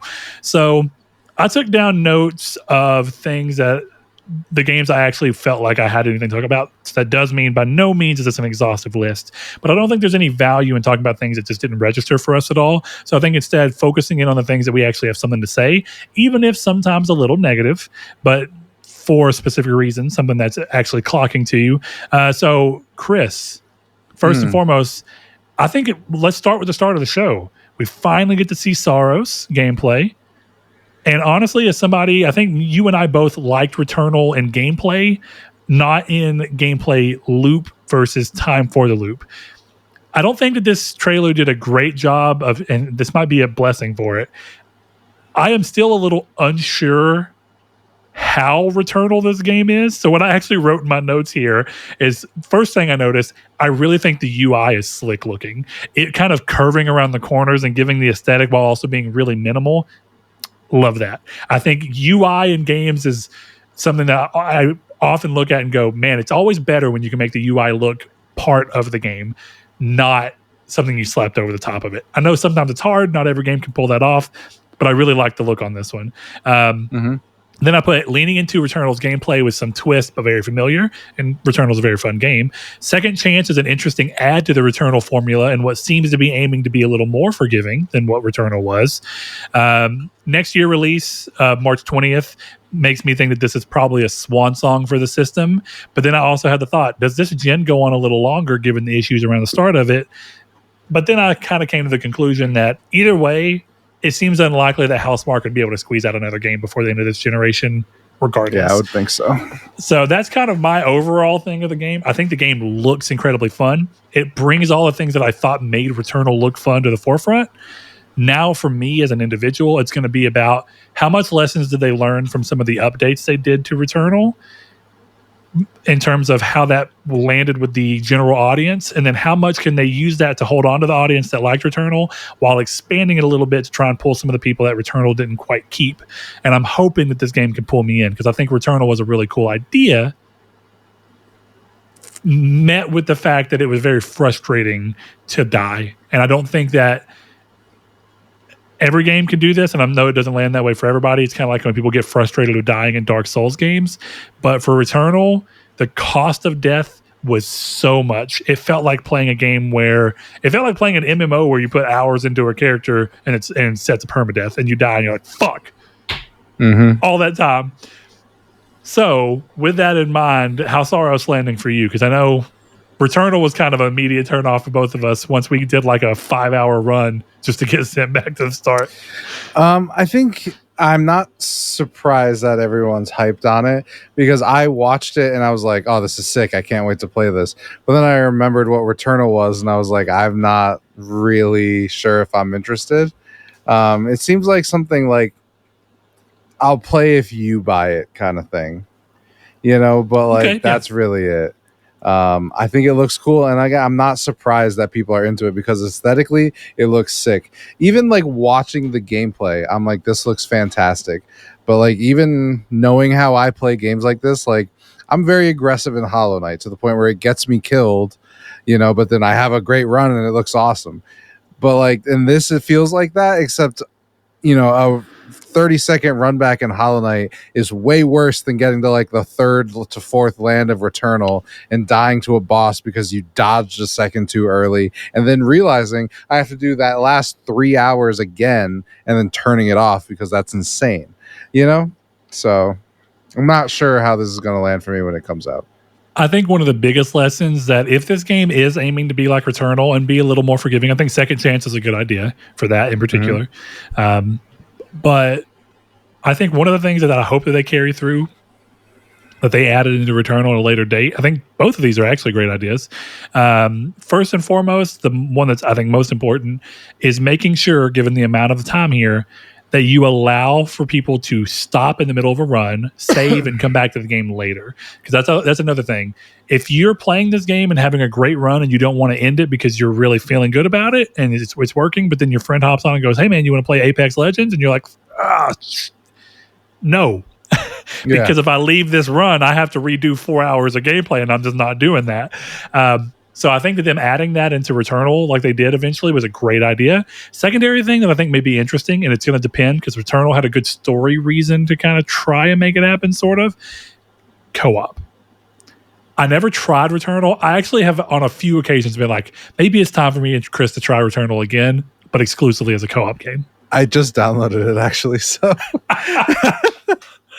Yeah. So those are both interesting ideas, but that also may be better if you think about the way games are made. Realistically, having Saros be a product and then letting co-op be a additional update down the road to give it a second win, or co-op be part of some expansion that you're doing, might actually be a better business call to make sure people come back to your game and give it a second call. Are you ready for the Saros Helldivers crossover? Actually, that'd be April 2026. That's going to make a lot of good sense. I got to give them credit there. And actually, it'd make more sense to do it in February. You want to get people hyped for Saros by having things from within it. That's Helldivers. Actually my fault. I just forgot what order the months were in. So it was like me the other day. I don't know why, but I was like, I've completely forgotten. Like in the moment, I knew them in the long run, but I was like, I'm really trying to recall the order of the planets in our solar system, and I've completely fucked up. I'm like, Earth is number 3. That one's always easy. Yeah, that's all you need to know. But I was like, I'm fucking up on the first 2. I can't remember right now. So it's funny. That's all said. Yeah, so anything you want to add about Saros? No, I think it looks really cool. I'm excited to see more of it. All right, is there another game that kind of came out there that kind of pulls to you? I'm going to throw it over to you for a bit. You could spearhead the next thing we talk about. Yeah. What did you think of Zero Parades?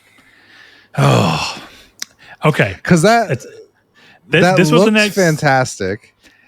Okay, and it does. Go ahead. But I never played Disco Elysium, and it seems very Disco Elysium branded. Like it looks so coded that way, and that may just be because I didn't play enough Disco Elysium, and then I'm just having that thing where when you see something for a brief second, and then you look at it here. But you played Disco Elysium, correct? I did. So does this look Disco Elysium coded to you?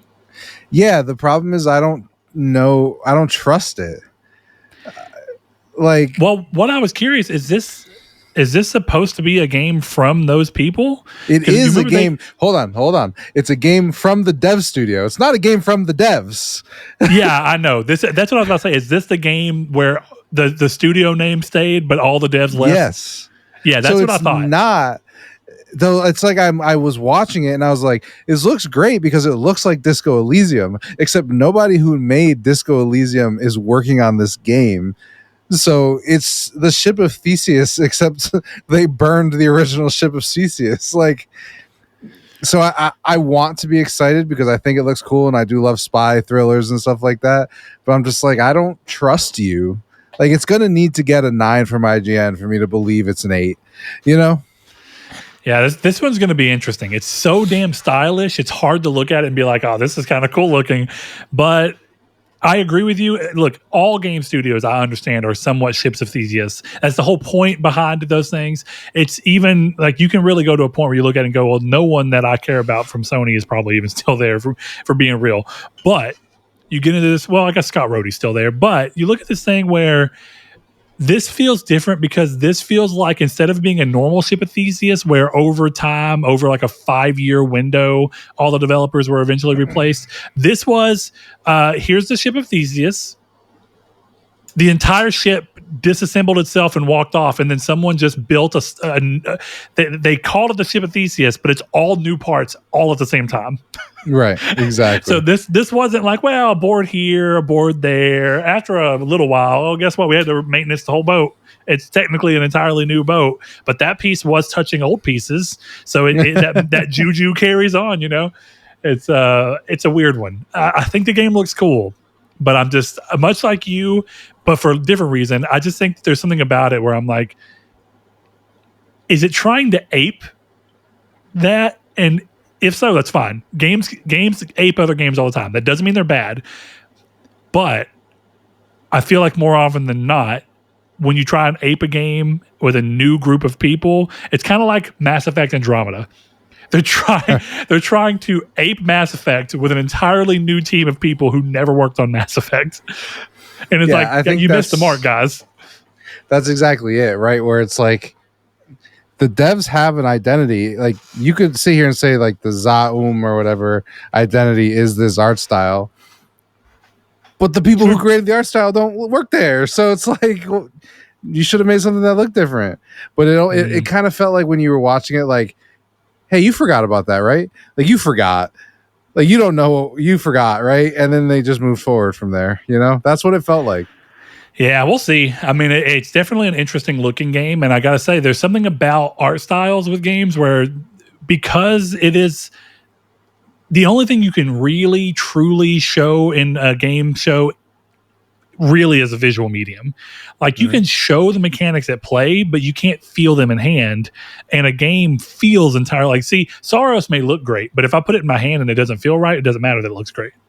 That's what she said. Just because it looks good in motion doesn't mean that it's gonna land that way with the individual. It differs per person. That's what she said. And so even though this looks really cool, it's a problem of I'm gonna have to wait until it's in my hands to figure it out. That's what she said. Brett, you're on a roll. Yeah. All right. Well, let me throw the next one to you. This was not surprising in the general sense of things, but there was a surprising element to it.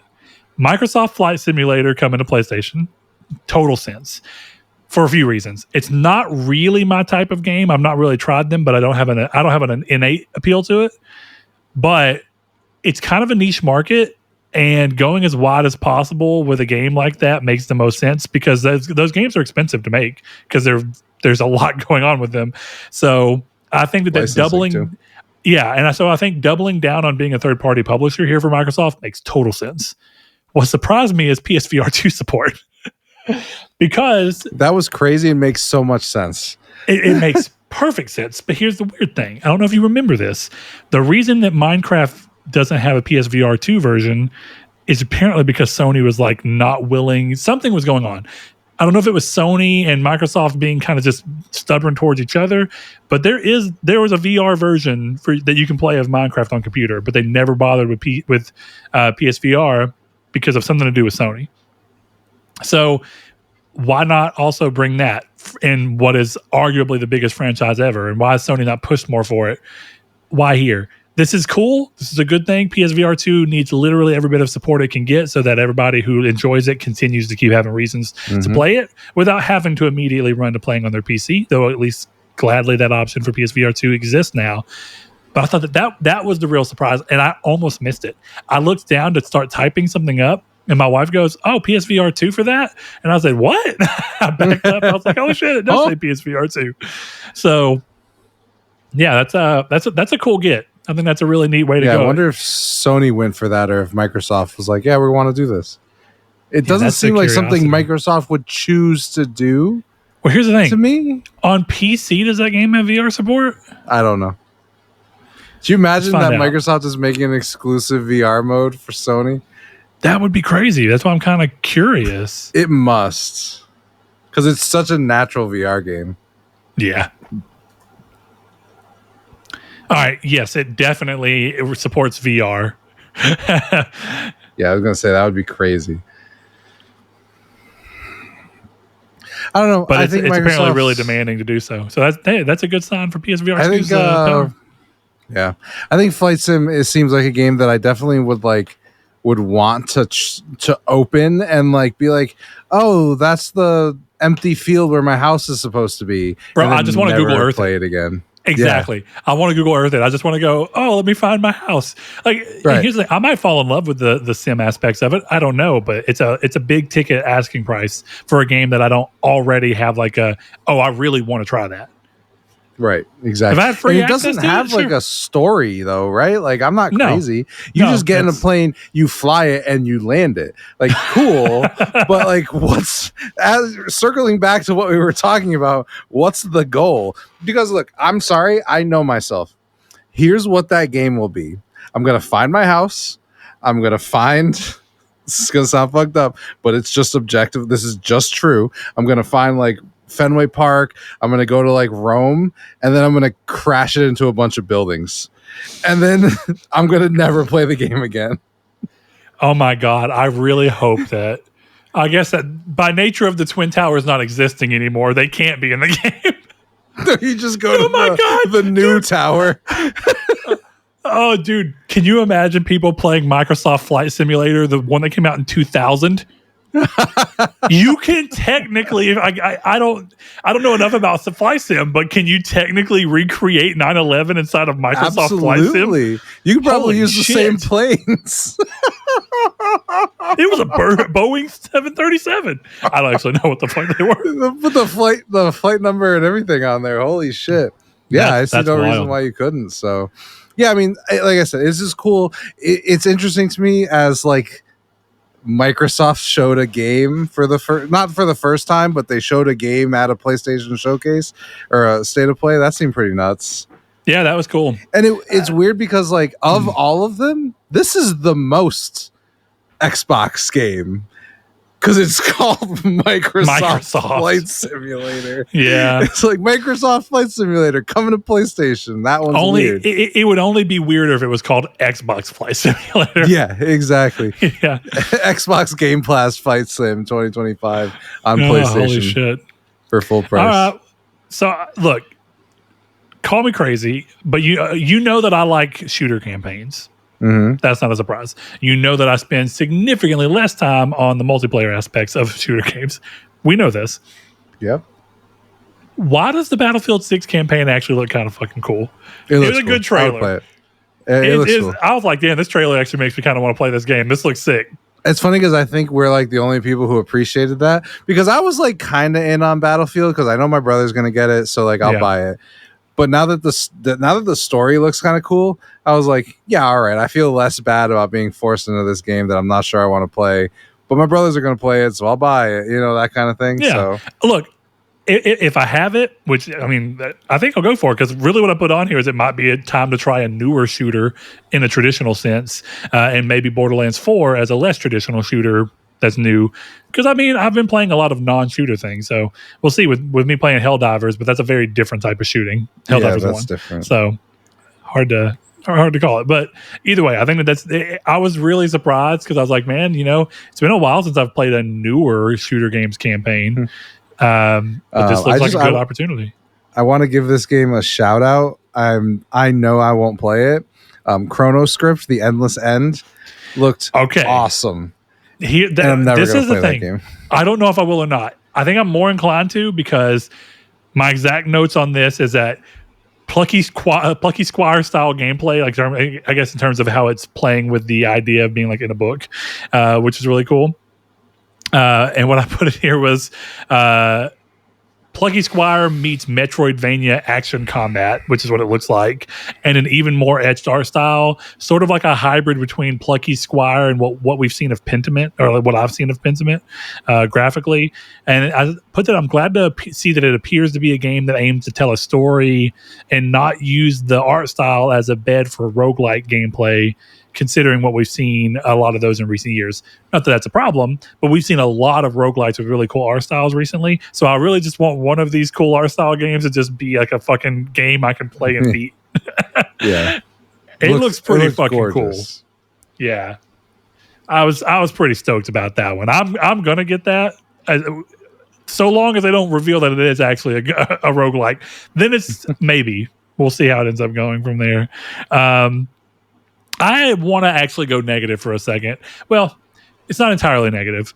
It's a game that I don't think I have any interest in really playing, but I just thought it was interesting. The first thing I noted was like, this feels weird to me. It's not entirely. It depends on how big of a fan you are of Halloween. But no, the Halloween game I thought was really interesting, that by way of trying to gamify mechanics of how the movies work, I feel like they suddenly made Halloween and Mike Myers a lot more metaphysical than I feel like the movies ever do. And I was like, making it to where he goes like ghastly invisible to move around the map. Yeah. I know that from a gameplay call, that's the end goal of that mechanic is the right call.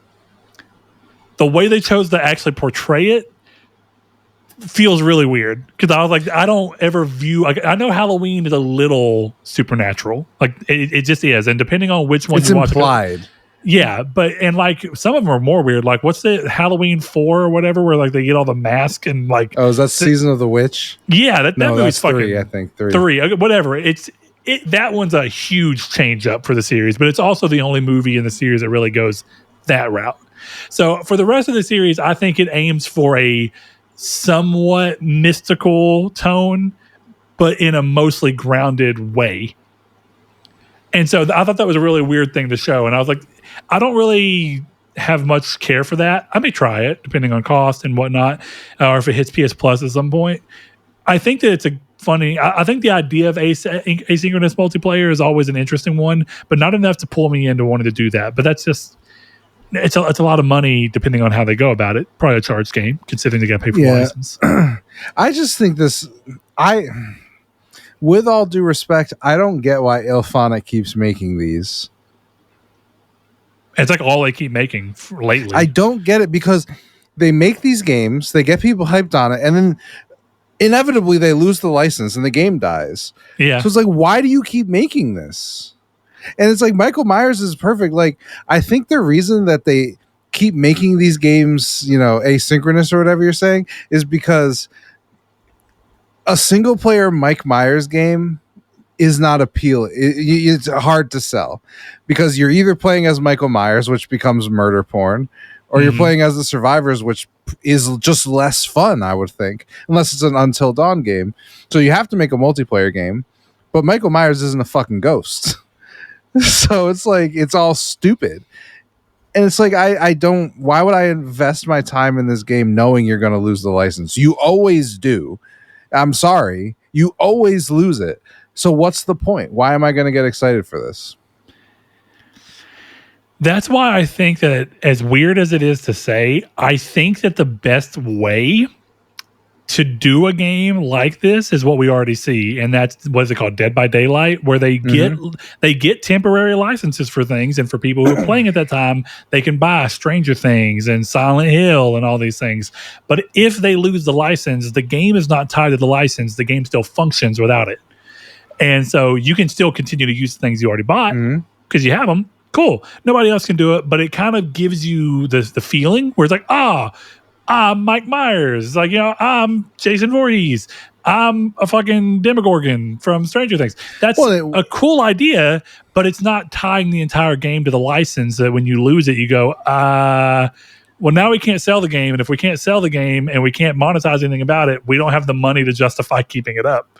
Yeah, and Dead by Daylight works great because you're not playing as Michael Myers. You're playing as this force that is in the shape of Michael Myers. So, yes, he can become ghostly and he can do all this stuff because of the other factors. So it all makes sense. I don't know. I wish them luck, but like, I'm not going to play this game. Yeah, it's an interesting thing. It's an interesting story. But the weird thing with Ilphonic is like literally every game that they make is a licensed game. So... And it does look interesting. Again, not enough for me to want to spend the money, but if it was something that you buy and you were like wanting me to hop on and play, I'd try it once, twice. Yeah.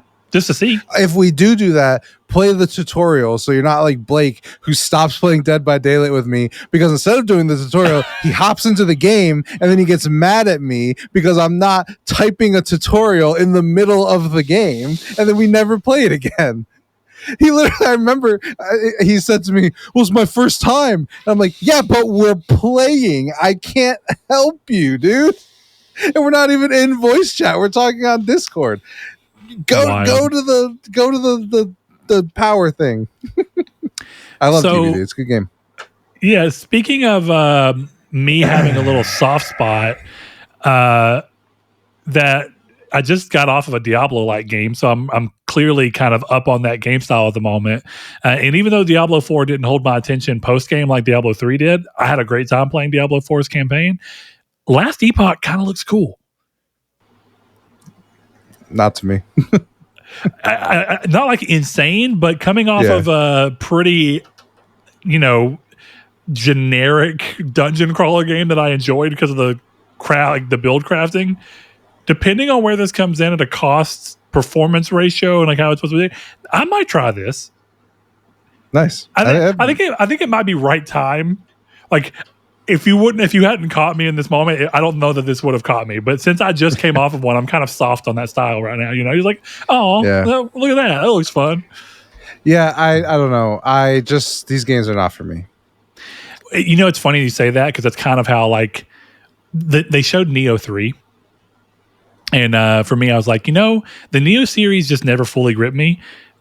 The first one, I liked aspects of it. I thought it was really, I liked aspects. And but when I looked at what Neo 3's doing, I feel like it's not really moving the needle for me in any real way. But what I thought was interesting is that it looked a lot more like the vibe of Onimusha. Mm-hmm. And I was like, I don't remember, like 2 may have had that, and maybe 1 late game had that, but I felt like 1 felt more grounded. Though, of course, there was a lot of demons and stuff with it, but it felt more grounded, whereas this feels very demon-oriented, like gates, and I don't like stylistically and graphically and everything. I was like, why does this look like an Onimusha game? That's not a bad thing. It's just, I don't know. It feels like the series may have lost a little bit of its style, but maybe gained more appeal as a result of it. Like, it's not as unique as it was, but it's got more appeal, so it still does better. I'm not sure. Because I think Neo 2 did better than the first Neo did. I believe you're right. Yeah, I'm not a Neo person, so it looks neat, but it's not for me. Okay, let's shift to a different time, because this game has continued to make me feel like maybe I'm crazy. Crimson Desert. It doesn't look like a real video game. Dude, it bothers me because it simultaneously looks really cool and something's off, and I can't describe it. And I don't know if it's the way they're choosing to show it. And my other thing is, like, I'm worried because I played Black Desert online a little bit, and it falls into all the same MMO show, MMO theme park that, like, basically what WoW did to MMOs, which has made them theme park rides. It's like it streamlines all the things into very specific avenues to make it feel like you're moving through an MMO theme park rather than really being about just existing in a sandbox. And Black Desert has really cool combat tied in with the fact that it's still just a basic MMO.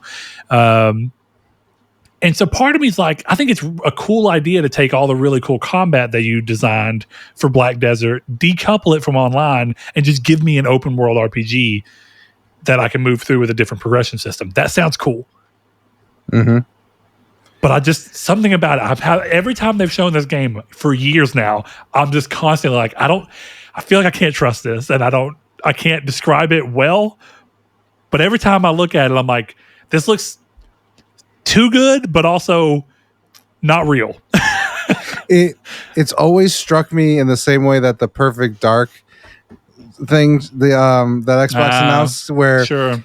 it looked so good that there was no way that was what the game was, and that's what Crimson, and clearly I was right about that with Perfect Dark, but Crimson Desert still looks like that.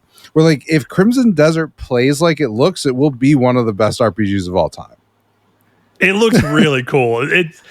Look, I hope it's as promising as it looks. Me too, man. That ain't me saying I don't want it to be good. Yeah, I thought that was really interesting. I noted that Code Vein 2 makes me want to reconsider trying Code Vein 1 again, but I also was like, maybe Code Vein 2 is not a direct sequel, and if I just want to try and do a different Souls-like, because like I enjoy spins on the Souls formula. I always have. A lot of people for the longest time are like, if it's not pure Souls, I don't want it. That's changed a little for a few reasons, but ever since Elden Ring kind of lost me for whatever reason, I think I've had more of an affinity for Souls-like. I want to retry Elden Ring. I'm not entirely giving up. I just don't know when to do that. But point being, right now, Elden Ring lost me initially, and I feel like it made me kind of appreciate more where people are kind of doing a take on the Souls formula. Because like, my Pinocchio game, Lies of P. Lies of P is like warmed my fucking heart. It's so good. So when I'm playing stuff like that, it makes me be like, man, I think people can do a lot of cool stuff with the more closed structured idea of Souls titles. And I get why FromSoft maybe wanted to move away from that. They made a lot of Souls games and Souls-like games. So I get moving off of it and doing something that's a little more broad like Elden Ring, but I kind of have a soft spot for people that are really wanting to be like, no, we still want this to be a little more closed encounter. But Code Vein 2 also looks like it might be aiming to be a little more open. I'm just trying to figure that out. It's hard to figure out. So any other games you want to call out before the big final one that's obvious? Because there's one final thing I want to talk about, and I think both of us share an opinion on it. Is it the speakers? You want to just talk about speakers? The speakers is interesting. I actually chose to leave that out because they didn't spend enough time on it. It felt like a commercial in the middle of it. I was okay with it. Yeah. As far as I've seen some people ask why, Sony have always chased going after audio peripherals. And I think the real idea here is trying to get certain people who are moving towards like a PC style setup where they are gaming on a monitor like you, to have a better way to have your audio come through than having to rely on weird pass-through options for monitors and stuff. I think that it's trying to bridge a gap. They know that a lot of people are moving towards desktop setups that don't inherently have good speakers on them. So why not try and get into that market? Yeah, I thought they were cool. I actually might. Honestly, the coolest part cost I thought was going to be everything. I don't know how much it cost. $299, I'm probably down. But what I thought was really cool is that I could take one of those speakers with me to the beach and connect it to my phone. It's just a Bluetooth speaker. I thought that was cool. Yeah, like, that's great use. Well, and Sony has a pretty good history of like nice, sound electronics. Like that they do a good job with that style stuff. So, I don't know if they have a price on here for them yet, but it's depending on how much they end up, I think it's definitely an interesting play. Also, you can hook them up to the portal. I don't know if you saw that. That was cool. They support the specific lag-free, because Bluetooth has inherent lag. It's why you can't use Bluetooth headphones on Portal. So that's pretty neat. I think that's an interesting thing to see. Yeah, it doesn't look like they've announced the price yet. So no, I don't think so. Yeah, I may just be missing it, but I do have a feeling they're going to be like pricey. Starter speakers. So yeah, and I do mean pricey for people who are for the people who are asking why would you want this. It's probably pricier than anyone like that. It's not going to be something that you pick up on a whim. It's not like $50. I would imagine that these are at the very least probably $129. Well, and that's the thing, right? Is I feel like maybe I'm wrong. You're more of an audio guy than me. If these were $50, I would recommend nobody ever buy them. And yeah. I would almost recommend that nobody buys them for $129. If these aren't 300 or more, they're not good speakers. So, that's not entirely true, but for them to be coming from Sony and bearing the PlayStation name, my real guess is that these are going to be somewhere around 179-ish. If I had to be a betting person, they got to be over 2 for me. They might be. I know that's crazy, but like with audio, I've always found like I would rather just spend an extra couple $100 and have great audio and be like, oh yeah, I got these $50 speakers that have a subwoofer that doesn't work half the time. You know what I mean? Oh, these have a mic in them as well. I guess I missed that. Yeah, these might actually break. These might be $199. We'll see. But I do think PlayStation Link is cool. Here's the thing. Yeah, I used a pair that have the PlayStation Link. And that shit is kind of crazy because one of the things that bothers me about Bluetooth when I'm watching certain videos is I can see the lip sync getting slightly off. Like you adjust to it, but it's still kind of like, Oh, I can't adjust to it. It depends on how bad it is. Sometimes I've found that if you pause and then unpause and then repause and unpause real quick, you can get the lip sync to be closer. Like in the car, like Bluetooth I'm a person who gets home from work and sits in the car watching like TikToks or Instagram Reels or YouTube video. And like sometimes it'll play over the speaker and I'll be like, I can't have this. Yeah. Like, I cannot do this. So, yeah. We'll see how that ends up going. But no, my actual piece of critique kind of ties back to something in our community's take, and that is over the God of War 20th anniversary controller. Here's my real thing here. First of all, it's just a controller. No fucking plates? Are you kidding me? Are you kidding me? And it's not an edge, or at least an edge option. Whatever you want to say. Across the board, are you kidding me? Why is it just a controller? Why do y'all fucking not care about plates at all? Why do you do Ghost of Yotei plates and they sell out immediately because you made like 5 of them for the Pro? Fucking assholes. That's number one. Second of all, this is a really disappointing way to celebrate a big anniversary like this. I feel like Sony is among the worst in gaming at finding ways to celebrate their IP on anniversary events. Square does a much better job. Sega does a much better job. They attempt, they try. Sometimes that sucks because I don't know if you remember, part of why Sonic 06 happened the way that it happened is because it was an anniversary game, and Sega were basically like, this is coming out this year, and Sega team or Sonic team were like, we're not ready. They're like, fucking figure it out. So that could be a bad thing, but I think that the fact that they're trying all the time is a much bigger deal, where I think Sony under delivers consistently for all of their IP.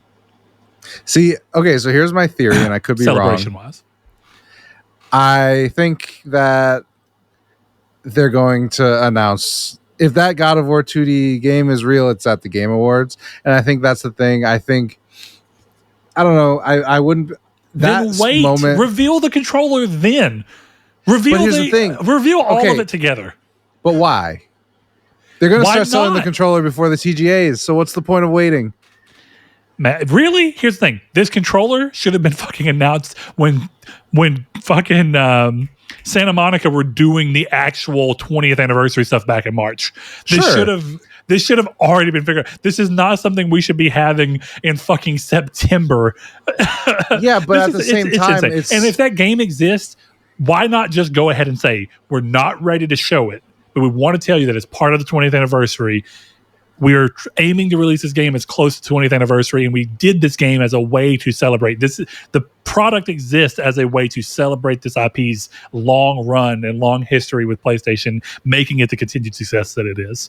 Yeah, but then people would complain that they didn't show it. Oh, why is Sony just talk? Dude, that doesn't, like, I get what you're saying, but I don't know. To me, it seems like they very clearly intended for that game to be in that spot, cut it out, and they're going to show it at the TGA. And my bet, honestly, is that it's going to be a out right now game, and that's why they're not. That's why it probably got delayed internally. So like, all right, fuck it, we'll show it at the TGAs and release it then. Like, I put money that's what they're going to do. Hey, and to me, it's like, okay, right. They keep celebrating. To me, it's like we have to see the full picture because Santa Monica, did their thing, and then now they have the controller, and then at the TGAs they have the game. That to me is a good celebration of the anniversary. But because we don't have a game, it's just shitty. And like, I'm not going to fight with you. I'm not going to fight with you that it's crazy to me that on the state of play on the 20th anniversary of God of War that the PS Plus titles were not God of War 1 and 2. Like, that's crazy. Like, I'm saying across the board, they have not done enough. By now, I mean this, for the 20th anniversary, what they should have focused on for this year with their PS Plus things they have, God of War 1 and 2 should have been brought forward in some way, some form, even if it's the PS2 versions. Fuck it. People want to pay the PS2 versions. They're doing it with Tomb Raider and fucking other PS2 games now. Do it with God of War 1 and 2. Go ahead and also make Ghost of Sparta and Chains of Olympus. We know that PSP emulation works well. Go ahead and make those playable on the service. Make those platinums that are finally newly available to play, right? That's a cool thing to do. That's how you do it. It doesn't even have to be a new game. They just they don't fucking do anything. And that's what they did was a small update to Ragnarok to add some armor. And that's better than literally nothing. But I think that as a good example, Microsoft has been consistently outclassing Sony in terms of custom limited edition software or hardware design, and Sony has yet to learn a lesson about that. I don't know why, they just won't do it. Nintendo and Square and a bunch of other people have shown Sony ways that you can celebrate long-running franchises that have continued to be massive successes. God of War 2018 was a fucking massive success, and Ragnarok was still a massive success, even though I think it's not as good of a game. It's still one of the biggest games of this generation, and it still did really well. It's still a driving factor behind why people buy this stuff. I really think that they have to do a better job of noting when those things are coming and considering ways they can do it. It doesn't have to be a new game. It can be bringing games to celebrate this series forward in a new playable way. That's a lot of what Nintendo does. Hey, we want to celebrate the old Pokemon Red and Blue. Guess what? You can play them on 3DS now. That's fucking cool. Why would you not do that here? There is no way for someone on PS5 to play any of the other God of Wars besides God of War 2018. Streaming. If you want to celebrate a thing, yeah. But shit, you know how many games are missing from streaming? I went through the streaming list the other day just out of curiosity. Isn't the collection in there? Or am I making the collection? I don't think I saw it. It might be if they have it literally as only the collection. They don't have anything else in there as the collection, so it surprised me if that's the case. Like even the Ratchet and Clank games, like that were on there, you stream them individually. So, point being, it's like there's a lot of Sony's internal games that they own that are not on the streaming service. So even if God of War is on there, that's good. But point being, streaming is not the way you should be able to do that. You should be able to bring it forward and say, this is the way for everybody to play everything. So either way, I get that it's not that it's pedantic. I think that this actually does matter. I think Sony has a problem because look, Twisted Metal is literally their oldest IP. And they do nothing outside of, thankfully, Twisted Metal 1 through 4 are at least playable on the thing.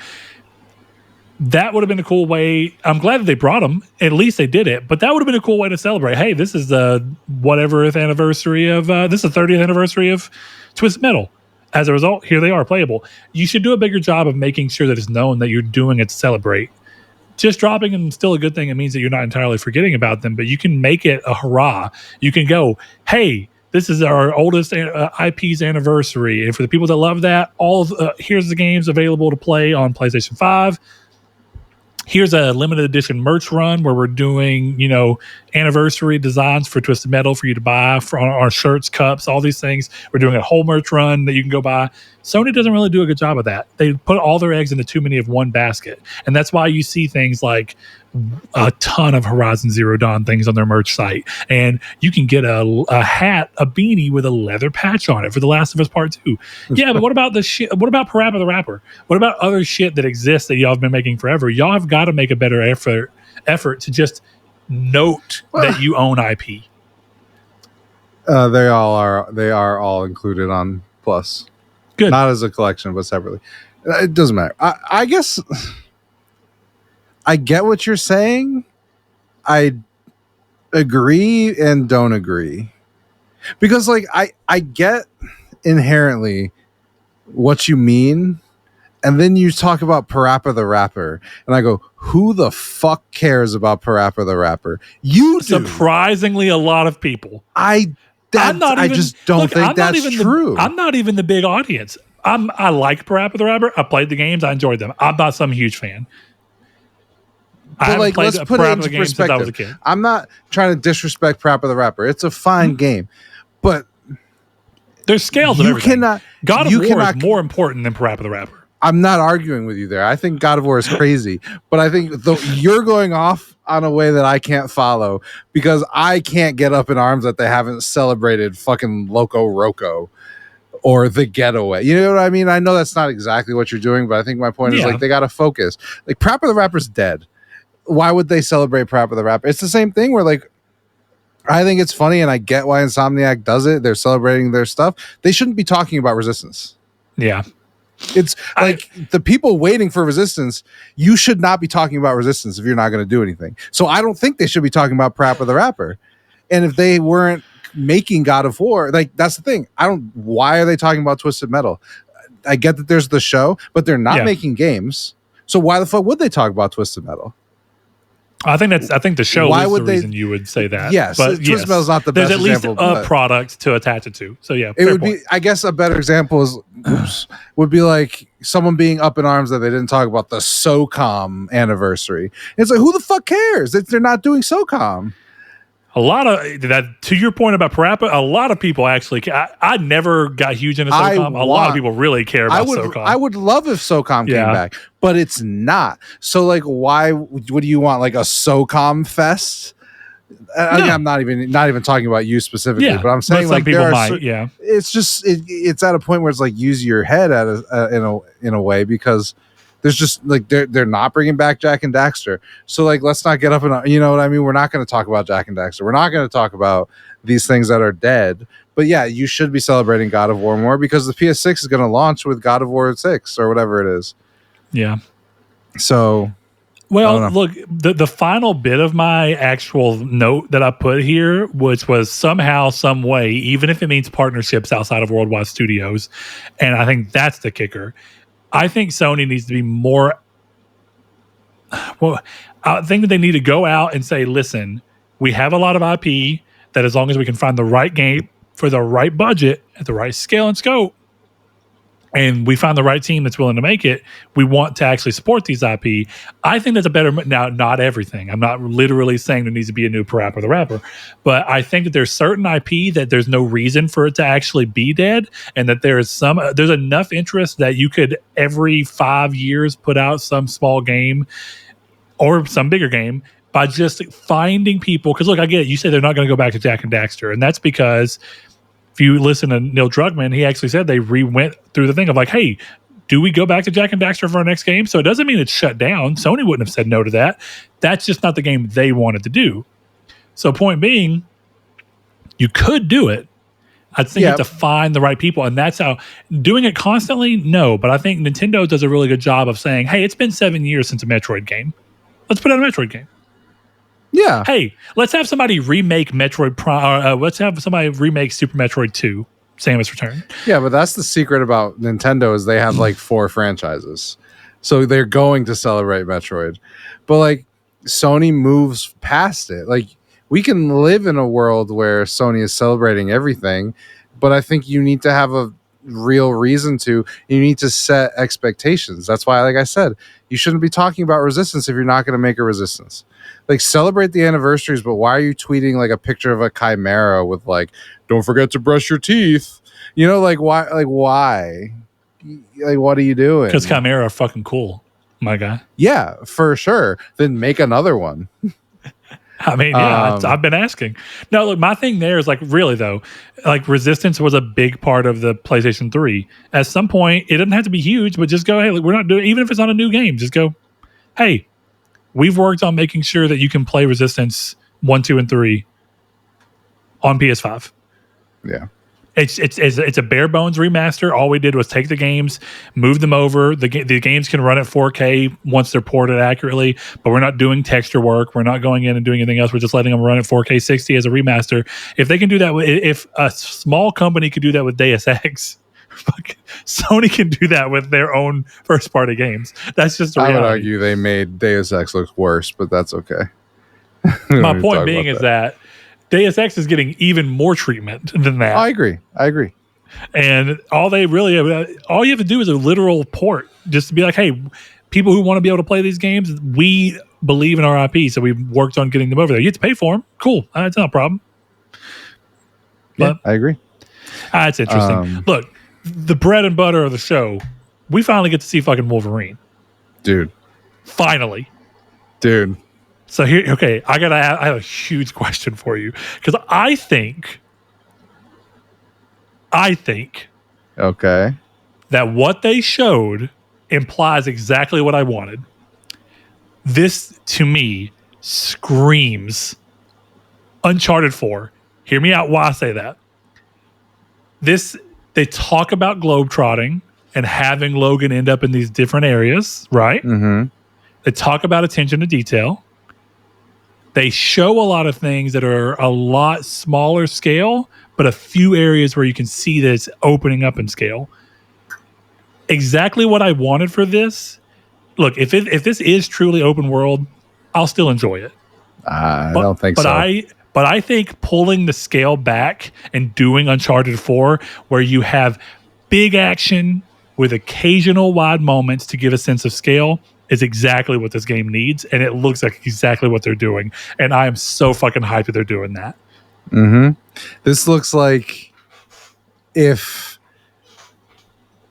the X-Men Origins movie got delayed another year, this might be what we got back then. Out of Raven. Yeah, dude, that game kicks ass, dude. That's the thing. Game is so good. That game is good, and it's not even. It's not even. It was rushed to market.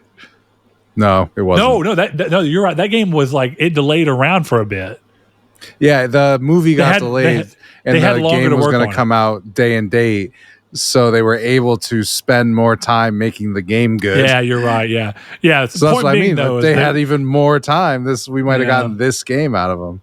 Yeah, so that game's a little janky here and there, but that game's fun. It's so good, and it leads me to know without a doubt that Wolverine can be really fun in a game that's focused entirely on him. So, I think that. This is the only thing I'll say is whenever I was talking about it, I did think, I was like, while this looks a lot more like Uncharted to me, I remember thinking, Red Dead 2, Red Dead 2 is, I thought it'll take place in one map, right? So my thought for why I think that this is Uncharted, because they're talking about globetrotting, but I would have never thought in Red Dead 2 I'd suddenly be on a completely different fucking island. And I never thought in The Witcher 3 I'd end up on fucking Skellige or whatever the fuck it's called. Skellige. So good point shit. Being, who the fuck knows? Maybe it's open world and then they just have a fucking smaller open world section in Japan. Who the fuck what do I know? Maybe so. It looks fucking cool though. I thought it was very clearly a linear game. I was glad that Insomniac clearly heard the complaints of like, oh, they're going to make a teen Wolverine, which I said to Blake, like, I thought that was the craziest thing that people were saying. Like, you're not making a Wolverine game and then it's T without blood. That's dumb. People were worried about that. And I just loved that the trailer opened with him just ripping a man in half. And I'm like, yeah, we're good. Fuck yeah. Now, you know what's crazy? So Velvet hit me up and I've actually seen a little bit of myself. People being like, the game's too gory.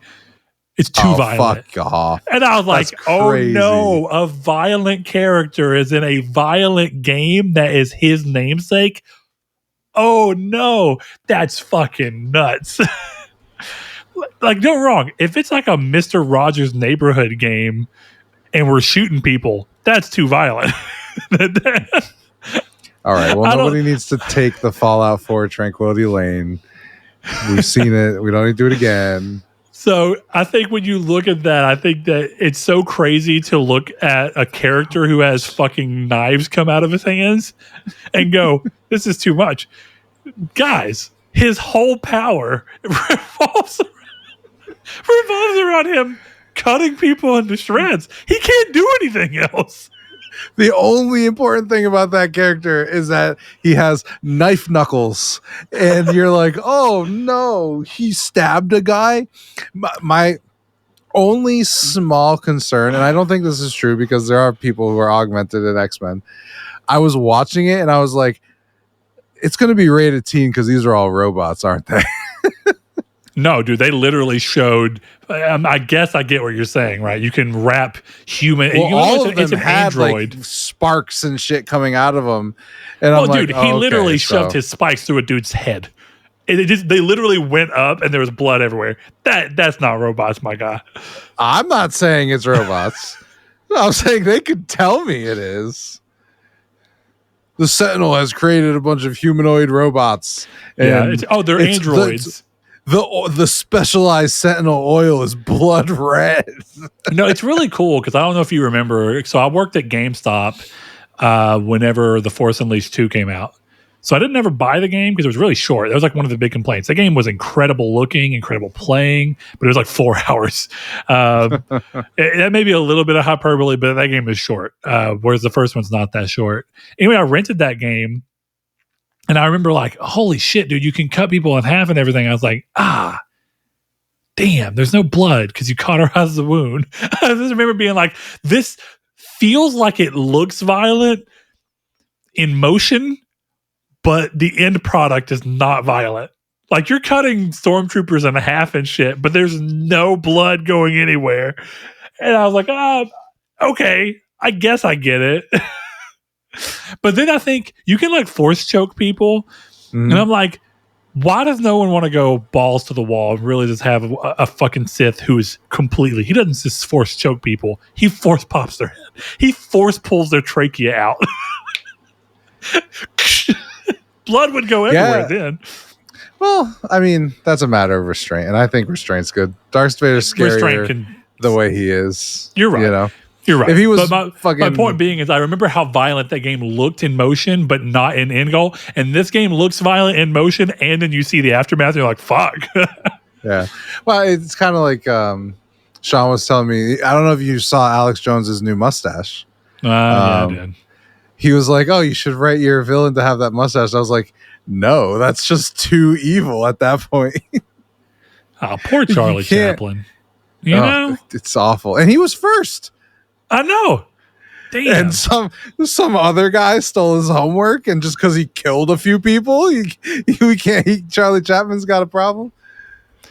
Damn, that's wild shit, man. Do you think that like I think Hitler was like a really big fan of Charlie Chaplin? Maybe. And he was he couldn't grow anything else. So he's like, I must keep some. Shit. Man. No, this game looks really cool. And I think I'm really glad to see this kind of scale back down because I think Insomniac proved with Into the Nexus or whatever Rift Apart, that's what it's called.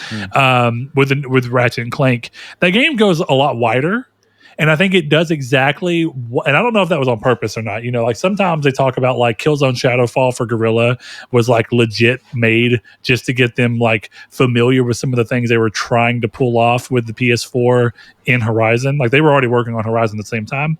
Yeah. So it was like, we'll use this more known franchise to get a game out quicker, understand the hardware, and then kind of push some of the things that we're wanting to make sure work for Horizon. I think Insomniac kind of got into a thing for a while there. The games they were putting out were going very open world, right? Like they were just kind of flapping into that. And so I think then the flip side of that is you have like a Ratchet and Clank 2016, which did pretty well, remember? And that game was very linear because it's like a remake, but it's like very narrow. So then you go into Rift Apart, and Rift Apart kind of does the Uncharted thing. There are sections that are pretty closed off, and then there are sections where it's like you have a big area to fuck around in. And I feel like whether or not that was purposeful, that was a cool test bed for them to be like, that's what we're aiming to do with Wolverine. And I think we already know they were working on Wolverine by the time that Rift Apart was happening. So it's like you kind of have that pull through where it's like, oh, this is nice. We get to see them kind of move away from how do they flex their muscle in an open world environment to how do they flex their muscle when it's going small scale again, because they have a long history of making smaller scale games that were fantastic. And I think it's cool to let them flex their muscle back in that direction, even if that's not what's in vogue for, modern gaming. Yeah. I don't know, man. Just overall, really looking forward to it. I think I agree with you. So I don't know, man. It's going to be great. I'm just glad we're getting I hope if I turn on Wolverine and it says mission 1 and chapter select, I'm like, fuck yes. Coded. Me too. I don't know if they'll level actually select. If it says level select, oh my god. Going back to my Uncharted comparison, I'm pretty sure what they'll do is the Uncharted way, where even though technically it is, and after you beat the game, you can go back to chapter select. It's probably going to be a game that loads once. Oh, definitely. About loading. What am I talking about loading? Games don't load anymore. That's actually been the weirdest thing about playing on Vita is that like that dungeon game, you go in and out of areas all the time, and I'm like, God, this loading is bad. But then Sonic loads like that fucking racing game is snappy loading. I'm like, this is cool. I like this shit. It's funny because Trails has some lore in the loading screens, but it loads so fast you can't read it. That's funny. That's kind of fucked actually, but that's funny. Yeah. But yeah, I don't know. I'm curious to see how this goes. But I think that kind of Uncharted style chapter where it'll naturally move through, and as you're going through, you'll get a title card come up that'll be like chapter 3. That shit. That's what I want. That's it. Absolutely. But, that's that good shit.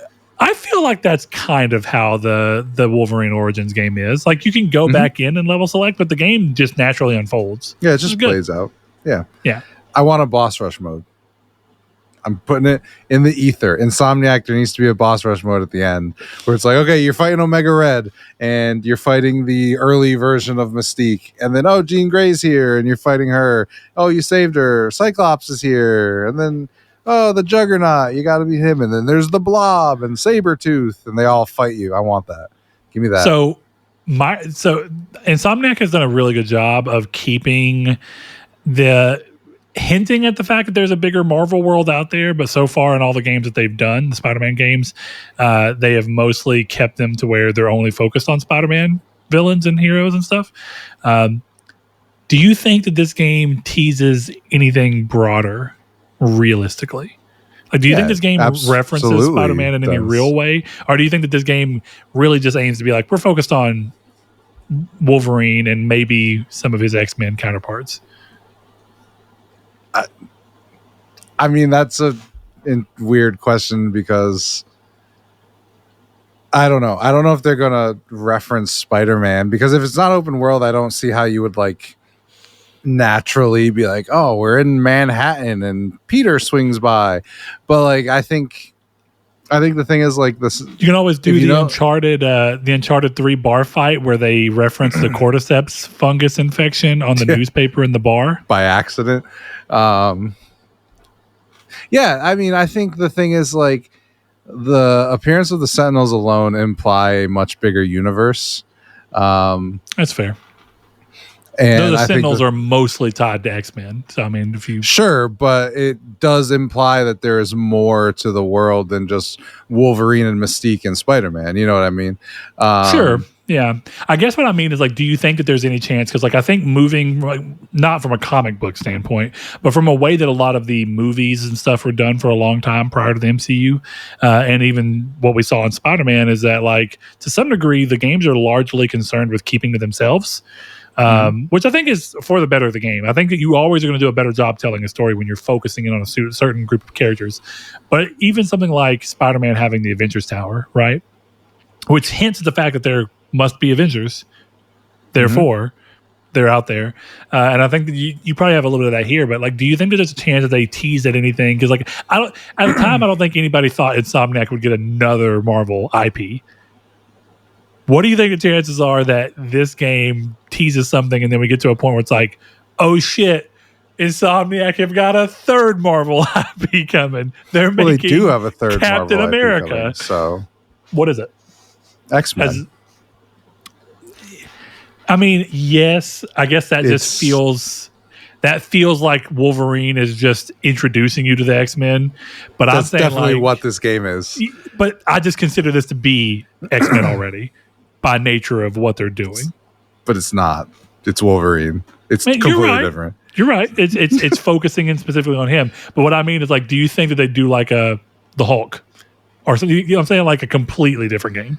I honestly like. I think clearly their timeline is off, but I would not be surprised if there comes a day where we get a